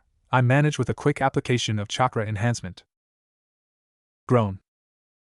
Still, feeling the weight of centuries resisting my advance, a low, guttural groan reverberates through the chamber as the ancient mechanisms hidden in the door gave way, grinding with a rumbling that echoes through the manor's hallway. This causes me to hope devils had rather deep slumbers and my hostage was just an alert outlier. Luckily, my imitation guards are the only ones stationed nearby. Shoot. Let's finish this quick, I insist with renewed vigor. Staring into the dark vault, a hint of apprehension mixes into my already palpable haste. Not that I blame myself. Traps can get the best of anyone after all. Luckily, there's a remedy nearby. Alright, get in, Blondie. I turn and instruct my rather meek hostage. She's being awfully compliant so far and it triggers my suspicion. Thus, it's best for her to walk ahead and trigger deactivate whatever failsafes still exist inside. She obediently walks in and I only tail her after confirming the lack of unpleasant surprises. And with that I made my way into the vault. Only the soft pitter-patter of my hostage's feet echoed through the room. The echoes enabled me to roughly guess the vault's size. It was rather large by my estimations. After walking a short distance, my curiosity finally forced me to illuminate the surroundings. A hand seal was formed. Katan, Isopa no Jutsu, Fire Release, Wispy Jutsu. With an exhale, blue flames drifted forward, dancing in an enchanting sequence of twirls and swirls, then moving in graceful arcs. Their movements were fluid and hypnotic like fireflies tossed round by a breeze. They emanated a soft, iridescent glow, casting a gentle radiance that illuminated the surroundings before combining and glowing much brighter. It was enchanting to behold, especially in this dark environment. I then glanced to the side. At least my hostage seemed to think so. Yoa, she mumbled in fascination. She was transfixed. Her eyes almost sparkled as her gaze locked on the mesmerizing display that was my self-created jutsu. I suspected she had completely forgotten the position she was in. Do all devils have brain problems, or is she still too young to comprehend danger? I quickly shook my head and continued with my objective. I looked around and I must admit, I too was taken away as I beheld the sight of riches. Overwhelming riches. It was breathtakingly beautiful. Yue. Another mesmerized mumble echoed through the chamber. Break. Change POV. In the tranquil stillness of the night, the hallowed halls of Phoenix Manor seemed to hold their breath, enveloped in an aura of peace and silence. However, tonight, a footstep echoed through the chamber as Rosar Phoenix, the revered patriarch of the Phoenix clan, traversed the corridors towards his destination. His steps were measured and deliberate against the polished marble floors, drawing closer to the source of his unease. His children's chambers. The air was heavy with the scent of aged wood and dust, mingling with the faint aroma of lavender that lingered in the air like a comforting embrace. Rosar's keen eyes swept over the intricate tapestries and ornate furnishings that adorned the corridors, their rich colors and textures a testament to the greatness of his Phoenix Manor. He allowed a surge of pride to wash over him as he passed by his collection of rare and priceless artwork, most of them hundreds of years old. One even commissioned from Leonardo da Vinci himself. As he ascended the spiral staircase that led to the upper chambers, the soft glow of moonlight filtered through the stained glass windows, casting kaleidoscopic patterns of light and shadow upon the staircase. The curtains faintly stirred in the gentle breeze, an entrance one of many for the ventilation of the large manor. Passing through the grand antechamber, Rosar encountered two guards stationed at the entrance to his daughter's wing. Clad in polished armor adorned with the insignia of the Phoenix clan, they stood vigilant and alert, their eyes sharp and watchful even in the darkness of the night. Lord Phoenix, one of the guards greeted with a respectful nod as Rosar approached. Is everything all right, sir? Rosar offered a reassuring smile, though the unease gnawing at his gut betrayed his calm facade. All is well, my friends, he replied, his voice a low rumble that echoed through the chamber. I simply wished to check on my children. They sleep soundly, I trust? The guards exchanged a glance before nodding in unison. Yes, my lord, the young masters are fine. The other guard affirmed. Yes, sir. Lady Ravel is safe and sound, as always. Satisfied with their assurances, Rosar continued on his way, his heart lighter knowing that his daughter was in good hands. With renewed determination, he pushed open the door to his children's chambers and was about to step inside. But then he stopped. By the way, I asked how my children were doing. Why did you only mention Ravel's state? He inquired of Guard 2, who could only make a bewildered face in response. Break. Change POV, Guard Clone 1. I glare at Clone 2, silently taking note of his dopey, bewildered expression while shifting through a series of excuses I could apply to remedy the situation. It is said that the Shadow Clone Jutsu separates personalities, makes clones based of these pieces. I refuse to acknowledge the notion that somewhere within my psyche, Clone 2 exists and functions as part of me. This isn't the first time. I've repeatedly watched him during training and exercises. Cheery, loud, brash, reckless. Incapable of any form of verbal deceit. Never have I felt so much like chucking a kunai through my own face. SHT, abort. Abort. Idiot. Idiot. So stupid. I frantically relayed the situation while hurling insults through the network jutsu in a rage, particularly in the direction of the link next to me. A snarl was slowly etching itself upon the face of this ultimate class devil, and I knew that the jig was up. Again? Ha! A boisterous response comes in from some random clone. Not sure which. Really, Clone 2? An exasperated response follows after from another unknown clone. I'm sorry, Clone 1. Boss man in diminished apology pushes itself throughout the network. This time coming from the clone in question. A presence at the back of our minds acknowledges this failure and dismisses us. His face was filled with such honesty and innocence that it was almost sickeningly sweet. The fact that I could tell he wasn't doing this on purpose and was actually trying his hardest only pissed me off the more. Yes. This wasn't the first time, and I have considered petitioning to get Boss Man to stop taking him to the field. Yet for some reason, as much as I want to stab that dopey-looking face, I don't want to disappoint him. He seems to like our excursions, stubbornly clinging to me whenever we form teams of two. I suspect that he's too stupid to comprehend the verbal abuse I regularly rain on him. Thus, of all the other clones, he's the only one willing to partner up regardless, still sticking to me like some sort of chakra leech. Sigh. All the rage leaves my form like water from a sieve with rather large holes. Poof. Poof. The hinge is dispelled, revealing our forms to our alarmed opponent. I just can't stay mad anyway. Without this idiot here, I'd probably be laying flat at the back of Boss Man's psyche. Forgotten. Stand by for battle. All clones report to my location. I instruct through our link. The temperature in the chamber spikes upwards continually as our opponent Rosa Phoenix is alarmed of an audacious attack on his house. Flames begin to flicker off his form as he prepares to attack. A human? A child at that? He asked like he couldn't believe what he was seeing. His face morphed off a series of expressions: alarm, incredulity, doubt, astonishment, and many others before finally settling on one. Rage. I knew that anger very well.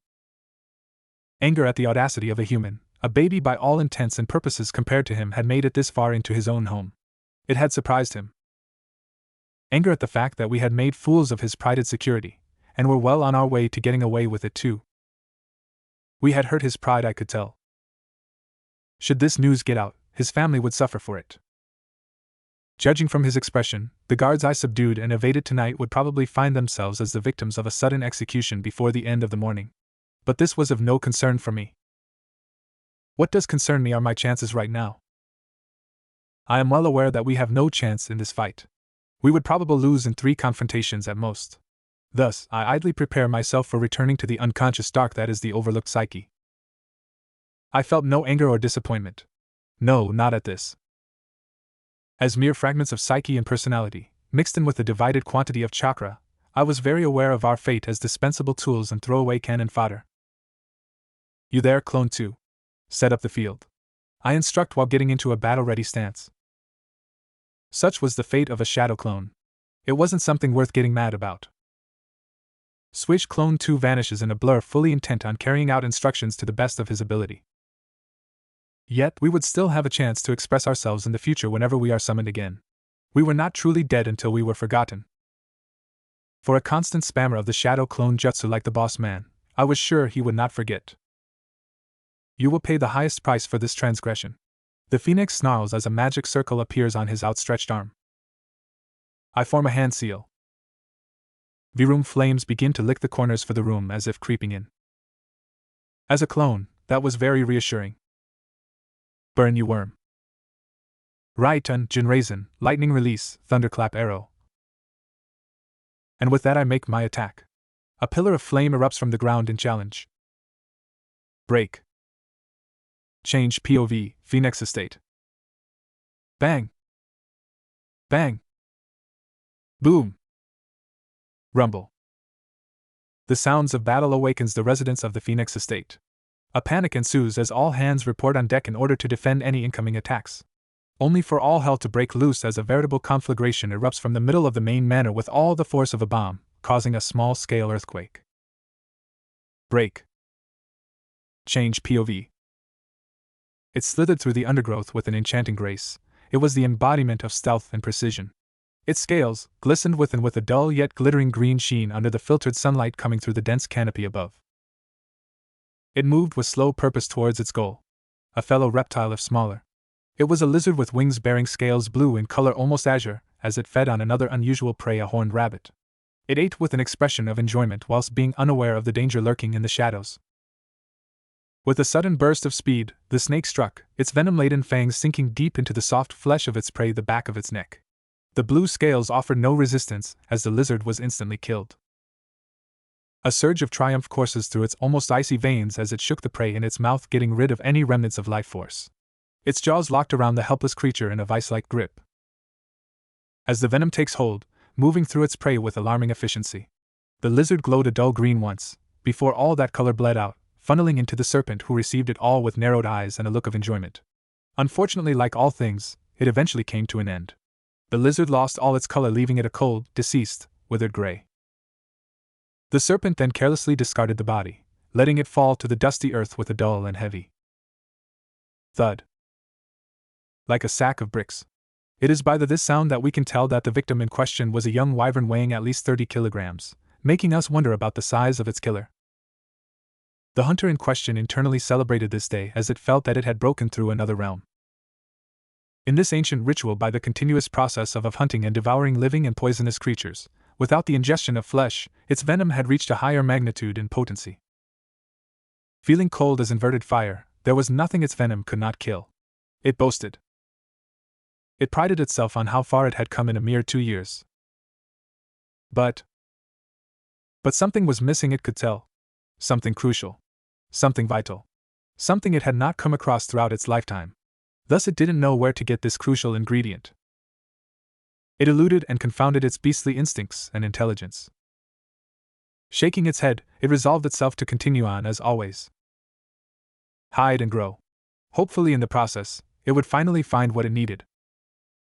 The snake slithered away in the shade, once more ignoring betraying its biological needs as a cold-blooded creature by making a point to evade all patches of sunlight, instead heading towards the colder embrace of a nearby river. As it left, a song echoed in its heart. A song it had heard at some point in the distant past. It came to it naturally, today clearer than ever. Hoshi jie kagayaba kagayaka hodo, kage wa koku neru. It hums and hisses the unsettling rhyme until it disappears completely into the waters. Reito POV. Is this heaven? How strange! I am fairly certain that I took a train to the underworld. How could a sight so beautiful exist down here? Jewels of every hue adorn the treasure trove, their facets catching the light and scattering it like a kaleidoscope of color.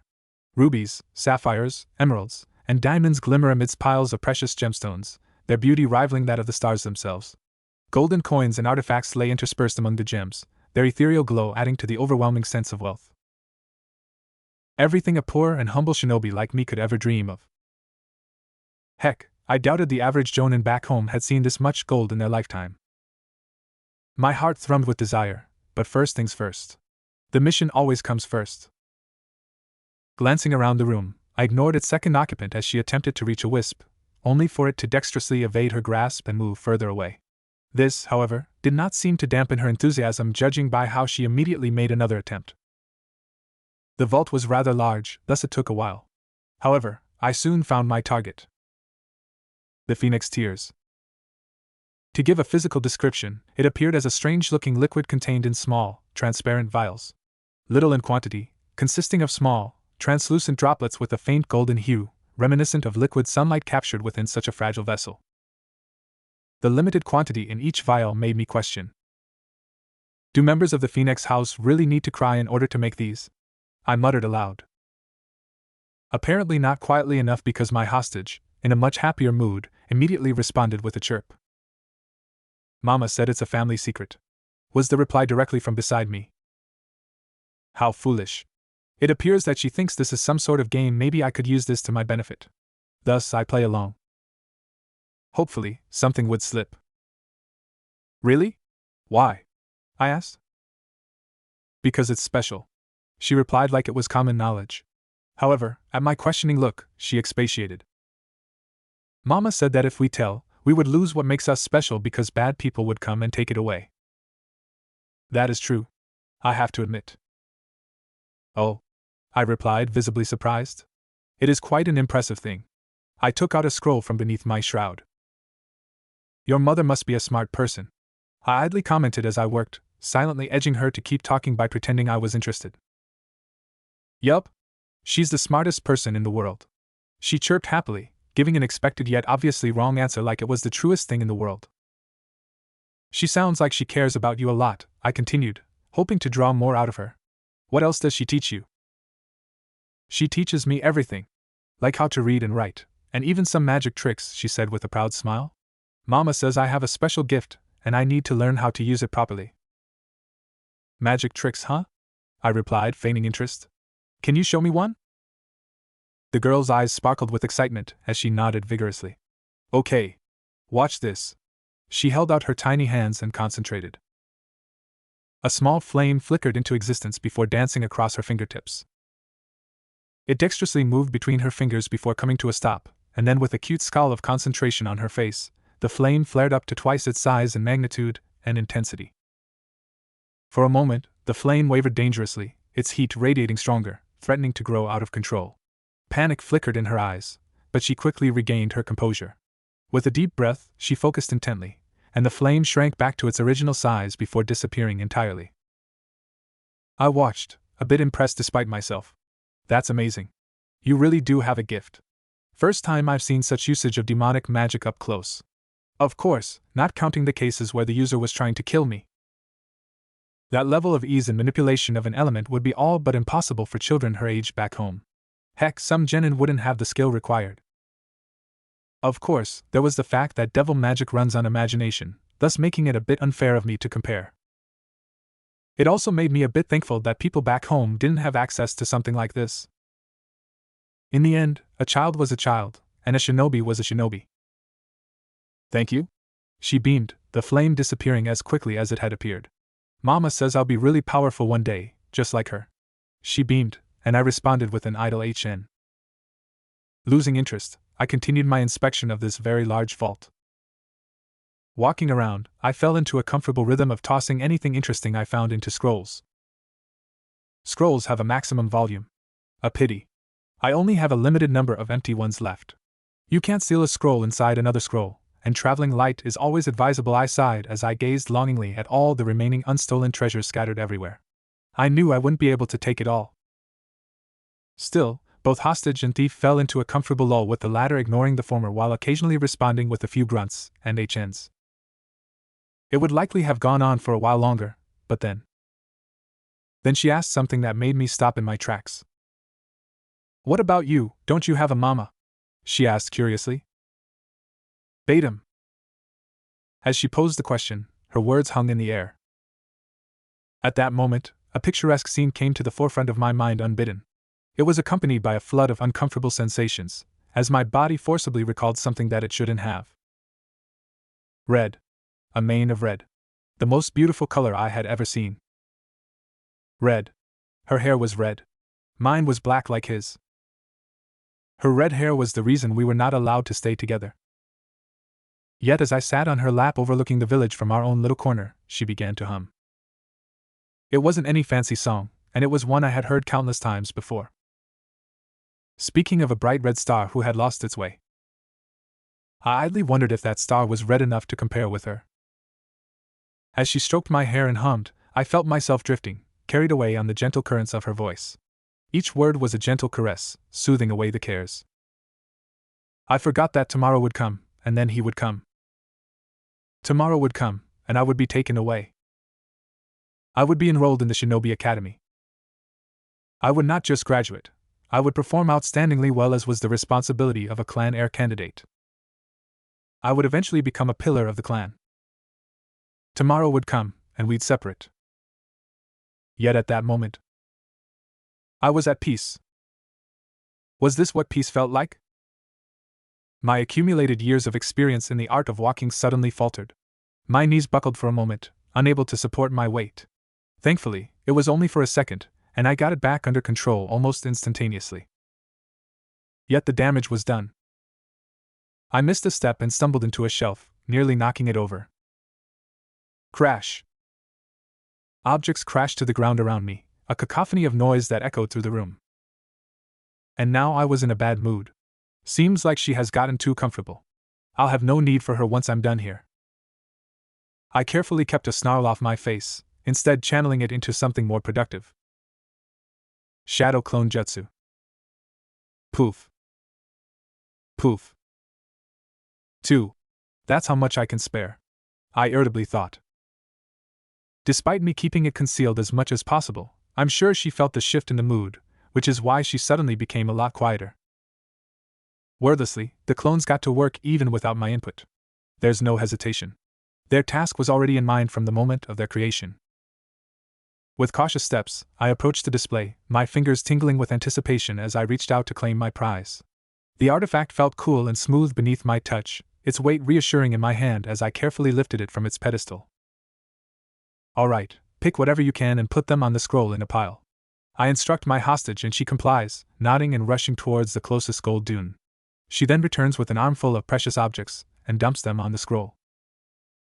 I ignore the way she gasps in amazement as the items disappear and leave only smoke.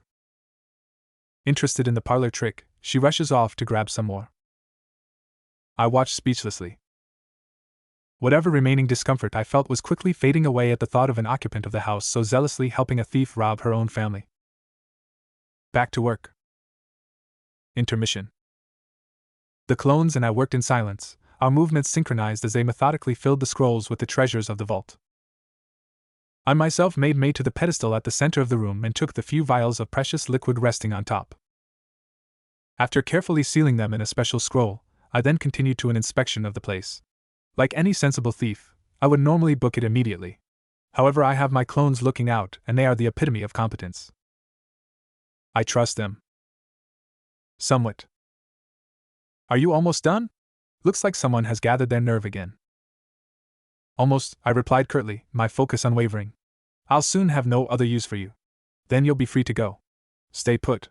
I instruct. I'm almost done here. But then an alert from the transmission jutsu comes in, and my clones hasten in their tasks. Damn you clone too, I inwardly curse. 30 seconds later, we are done. All scrolls are turned over to me and the clones disperse, each with a puff in order to reduce the burden on my chakra.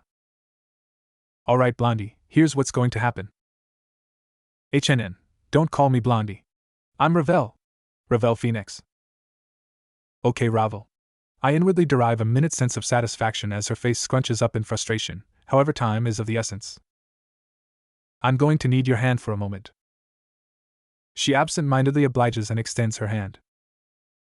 Swish. Faster than her eyes can track, a blade flashes and a small cut appears on her hand.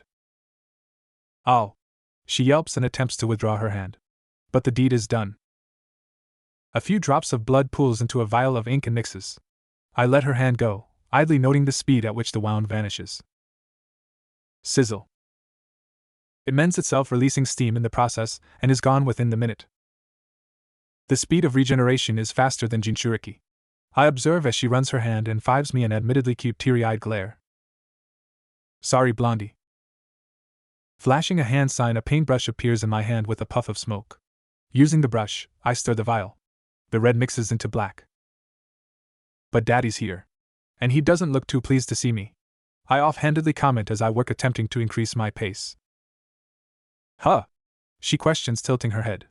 However, her query is answered in the next moment. Bang. The solid vault door, the same one which had given me so much trouble earlier, exploded inward, sending the heavy pieces of wood, stone, and dust in our direction. I idly press her head downwards and crouch myself as the pieces fly over our heads, crashing into one of the many gold dunes behind, sending gold, jewelry, and gems cascading downwards in many avalanches.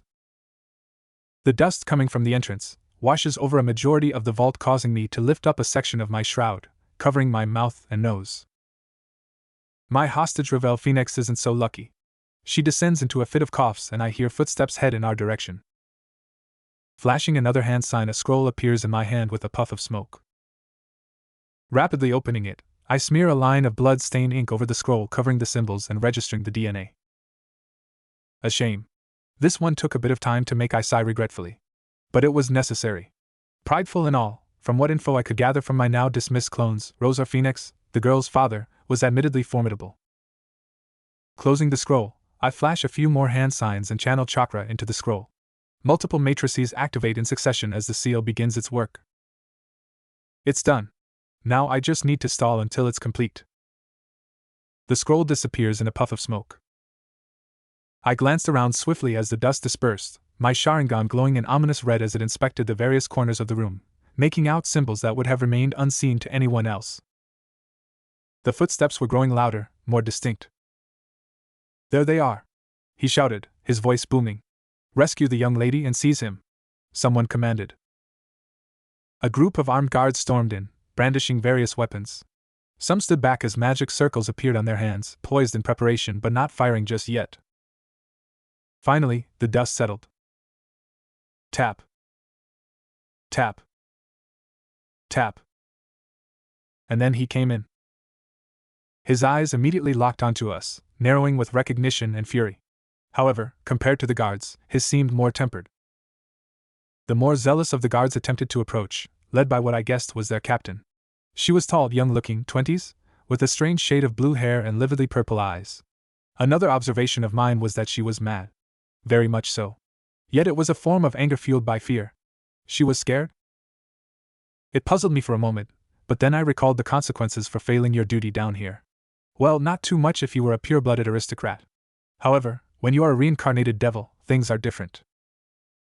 I hope I don't need to emphasize how different. She was probably a reincarnated devil. I could sense strength equivalent to a high class from her. This didn't matter though, she had failed her duty because of a human of all beings. Their value of their lives is directly tied to their master's opinions, no matter how fickle they may be.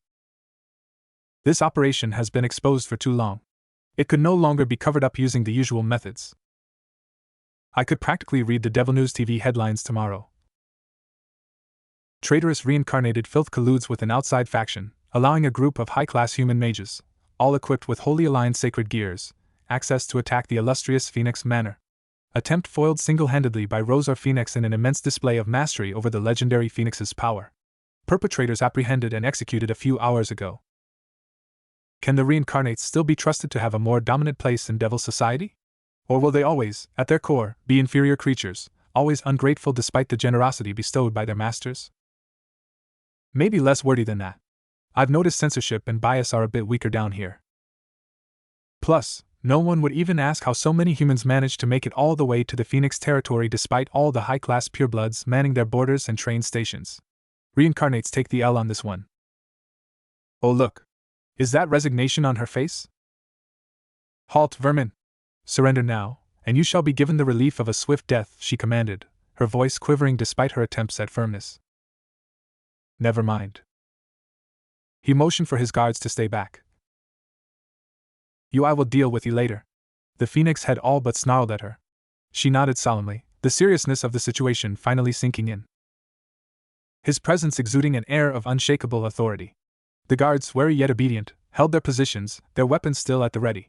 The tension in the room was palpable, a silent standoff waiting for a single spark to ignite the chaos. My Sharingan continued to spin, analyzing every possible move, every potential threat. And then he spoke. So, you're the mongrel causing all this trouble. His voice was calm at first, yet it carried an unmistakable authority. A mere human daring to challenge the might of the Phoenix family. Elusive as your abilities are, they will not save you here. Rosa Phoenix advanced towards me, slowly at first. Each step he took seemed to reverberate through the room, a prelude to the impending confrontation. You invade my territory, his hands clenched into fists, sparking and releasing embers that scorched the hard earth beneath him, the ground hissing as it burned under his wrath. You steal from my family. His eyes blazed with an intense fury, burning blue like fire, casting eerie shadows on the walls. The heat radiated from him in waves, making the air shimmer. Ironically, Ravel Phoenix let out a whimper, quivering and hiding behind my form. I raised an eyebrow as I was reminded that she was still a child, despite the powerful legacy she carried. Besides, I have to admit, he did look pretty intimidating right now, a towering figure of rage and fire. Yes. He is scary. He doesn't measure up to the bijou. Seeing his own daughter hiding from him only fueled his fury. I was suddenly impressed by devil physiology. That much aggression contained in one body would have given anyone a stroke. Any human, at least. And now you endanger my daughter? He roared, his fist igniting with a fierce, fiery aura that flared up around him like a living thing, snarling and snapping at the air. Rumble. The room began to quake, a small amount of loose debris falling from the ceiling, each piece hitting the ground with a soft thud. The walls trembled, and the intensity of Rosar's power seemed to pulse in sync with the quaking floor. Ravel is left quivering like a chicken. I suppose an apology would not cut it. I comment, arms steadily hidden under my shroud brushing my pack. I idly count my remaining equipment and supplies. They were enough. Thus I can form a strategy. You will not live to see sunrise. I will deal with you myself. Honor yourself with that worm. And then, under the watch of all his guards, Rosar Phoenix attacked. I respond by turning back to my hostage. In a fluid motion, our eyes meet and my quick genjutsu takes hold. She stills as her pupils dilate. Leaping forward over her in a somersault, I perform a twist in the air and roundhouse kick her towards her father. He hesitates at the figure flying towards him, and that chance is all I needed. By the time he could look back up after setting his daughter's sleeping form on the ground, 2 balls roll towards his feet. They explode with surprising intensity for their diminutive forms, dousing the entire vault in smoke. Ack. Cough. Wheeze. The spectating guards did not take it well, hacking and coughing in confusion. You kidding? There's no need for a fight with an ultimate class. Not necessary. I've already completed my goal. Now I could just get away. I perform a hand seal. My clones are not just good thieves, they are good, multitasking thieves. Bang. As the smoke clears, the walls come alive with a series of etched symbols stunning all who see with a mysterious form of beauty. But before they can be admired, they detonate, and the ceiling of the once proud Phoenix Manor vault comes down with a rumble. Boom! A conflagration reaches towards the purple sky, blasting the falling debris into nothingness, and dousing the vault's occupants in ash and dust. I'm a bit surprised. He moved faster than I thought he would. I observe as I rush through the hallways. Mongrel! Boom! A distorted voice roars in fury, and the vault I had just left explodes. A wave of fire passes through the immediate vicinity, turning solid rock into sludgy substance in seconds. Thankfully, I'm far away enough that I'm not scorched. I quicken my feet as I chew on a soldier pill. A figure dressed in fire rushes out of the dust and gives chase. Crash! I ducked under a wave of fire, feeling the intense heat brush past me. Ignoring the loud crash behind me, I jumped over another attack, twisting in midair in a quick barrel roll. Boom! Using a burst of chakra and the body flicker technique, I blurred out of the way just as another firebomb exploded. The blast took out a big chunk of the wall, leaving rubble everywhere and echoing through the manor. You filthy human! I'll burn you to ashes! Rosar yelled, his voice filled with rage as he chased me. He was fast and skillful. I had to admit, I hadn't managed to shake him off yet. Bang! I ducked as a fireball zipped past me, almost hitting me. It smashed into a door down the hallway, turning it into a pile of ashes instantly. Bursting through a door, I found myself in a room full of surprised servants. They jumped up from their beds, looking annoyed and confused. Some scrambled to get dressed, while others grabbed weapons from beside their beds. Hey you! You're not supposed to be here. This is Staff ONL, boom! I didn't have time to wonder why male servants were in a female dorm. Shifting aside, I dodged out of the way as Rosar, wrapped in flames, crashed into where I had just been, turning the stone floor into molten slag. Seeing his attack miss, Rosar turned quickly, sending a blast of fire from his hands that filled the entire room. Flip-flum. Arg. I used a substitution jutsu, swapping myself with the chandelier hanging from the ceiling. Sticking to the ceiling with chakra, I hid and watched as the 10 or so servants screamed in pain, burning in the flames. Their screams echoed around the room, joined only by the sound of the plummeting chandelier finally hitting the hard marble floor. Crunch! Crash! The fire cast eerie shadows on the walls as its victims, both living or not, visibly reduced in volume and scattered into the flames. The sight reminding me just how dangerous Rosar was and why I needed to get away. Checking my chakra levels, I found them slowly recovering. The effects of the soldier pill I consumed were becoming apparent, yet they stayed low enough that any large-scale jutsu casting remained inadvisable. I knew I had to end this soon. The heat from the flames licked at the edges of the room, consuming everything in their path. The servant's screams gradually died down, replaced by the rumbling flames. Rozar's eyes blazed with fury, yet he had lost his target in the haze obscuring the room. His eyes scanned back and forth, finding nothing alive, yet he refused to assume anything. He continued his search. Thankfully, people often forget to look up. I needed a plan, and quickly. From my vantage point on the ceiling, I scanned the room, looking for anything I could use to my advantage. The remains of the furniture and personal items provided little help, but there was a window on the far side of the room, an escape route if I could reach it. I took a deep breath and gathered my chakra, readying myself for the next move. With a swift motion, I released my grip on the ceiling and dropped down silently behind Rozar. He didn't notice me immediately, his attention still fixed on the burning remains of one of the servants. He stretched forth his hand as a magic circle with the phoenix insignia appeared. Blue eyes blazing with a different form of fury, he incinerated the still living form of one of the male servants I had discovered earlier. I hired you to maintain the windows. Am I cursed to always be surrounded by incompetence? He hissed as his target turned to ashes. Apparently, he wasn't supposed to be here, I noted idly, torn between amusement and exasperation. Quietly, I crept towards the window, my feet making no noise as I approached. He continued his search, unsuccessfully. Finally reaching my target, I quietly unlatched the lock and Kriak!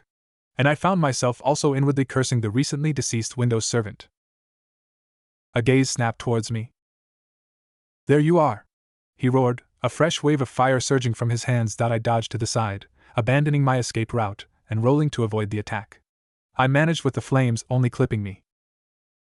Like an erupting volcano, flames burst through the wall, pouring outside the manor and dyeing the gradually brightening dawn sky an intense orange. The heat was intense. It singed my fire-resistant cloak, and I could feel my skin prickling from the proximity. Springing back up into a crouch, I moved swiftly, my hands flashing through a rapid series of hand seals. This time, I put a bit more effort into it, feeling the chakra surge through me, crackling like static electricity.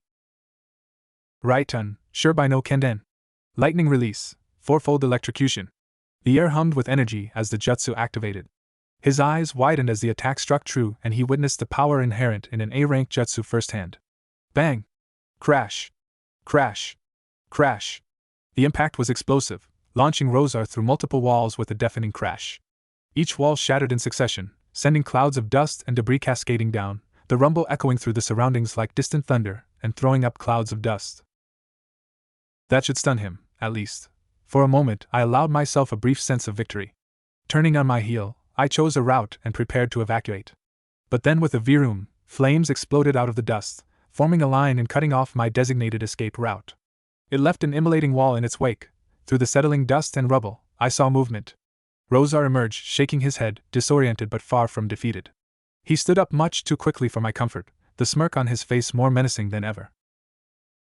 Shinto, he growled as he advanced, stopping at a short distance away from me. A stare down ensued. I should have known you pathetic principal exorcist clans would eventually overreach. Ever unsatisfied, daring to stretch your dirty mitts even into the underworld. He stood on his moral high ground, gritting his teeth with anger.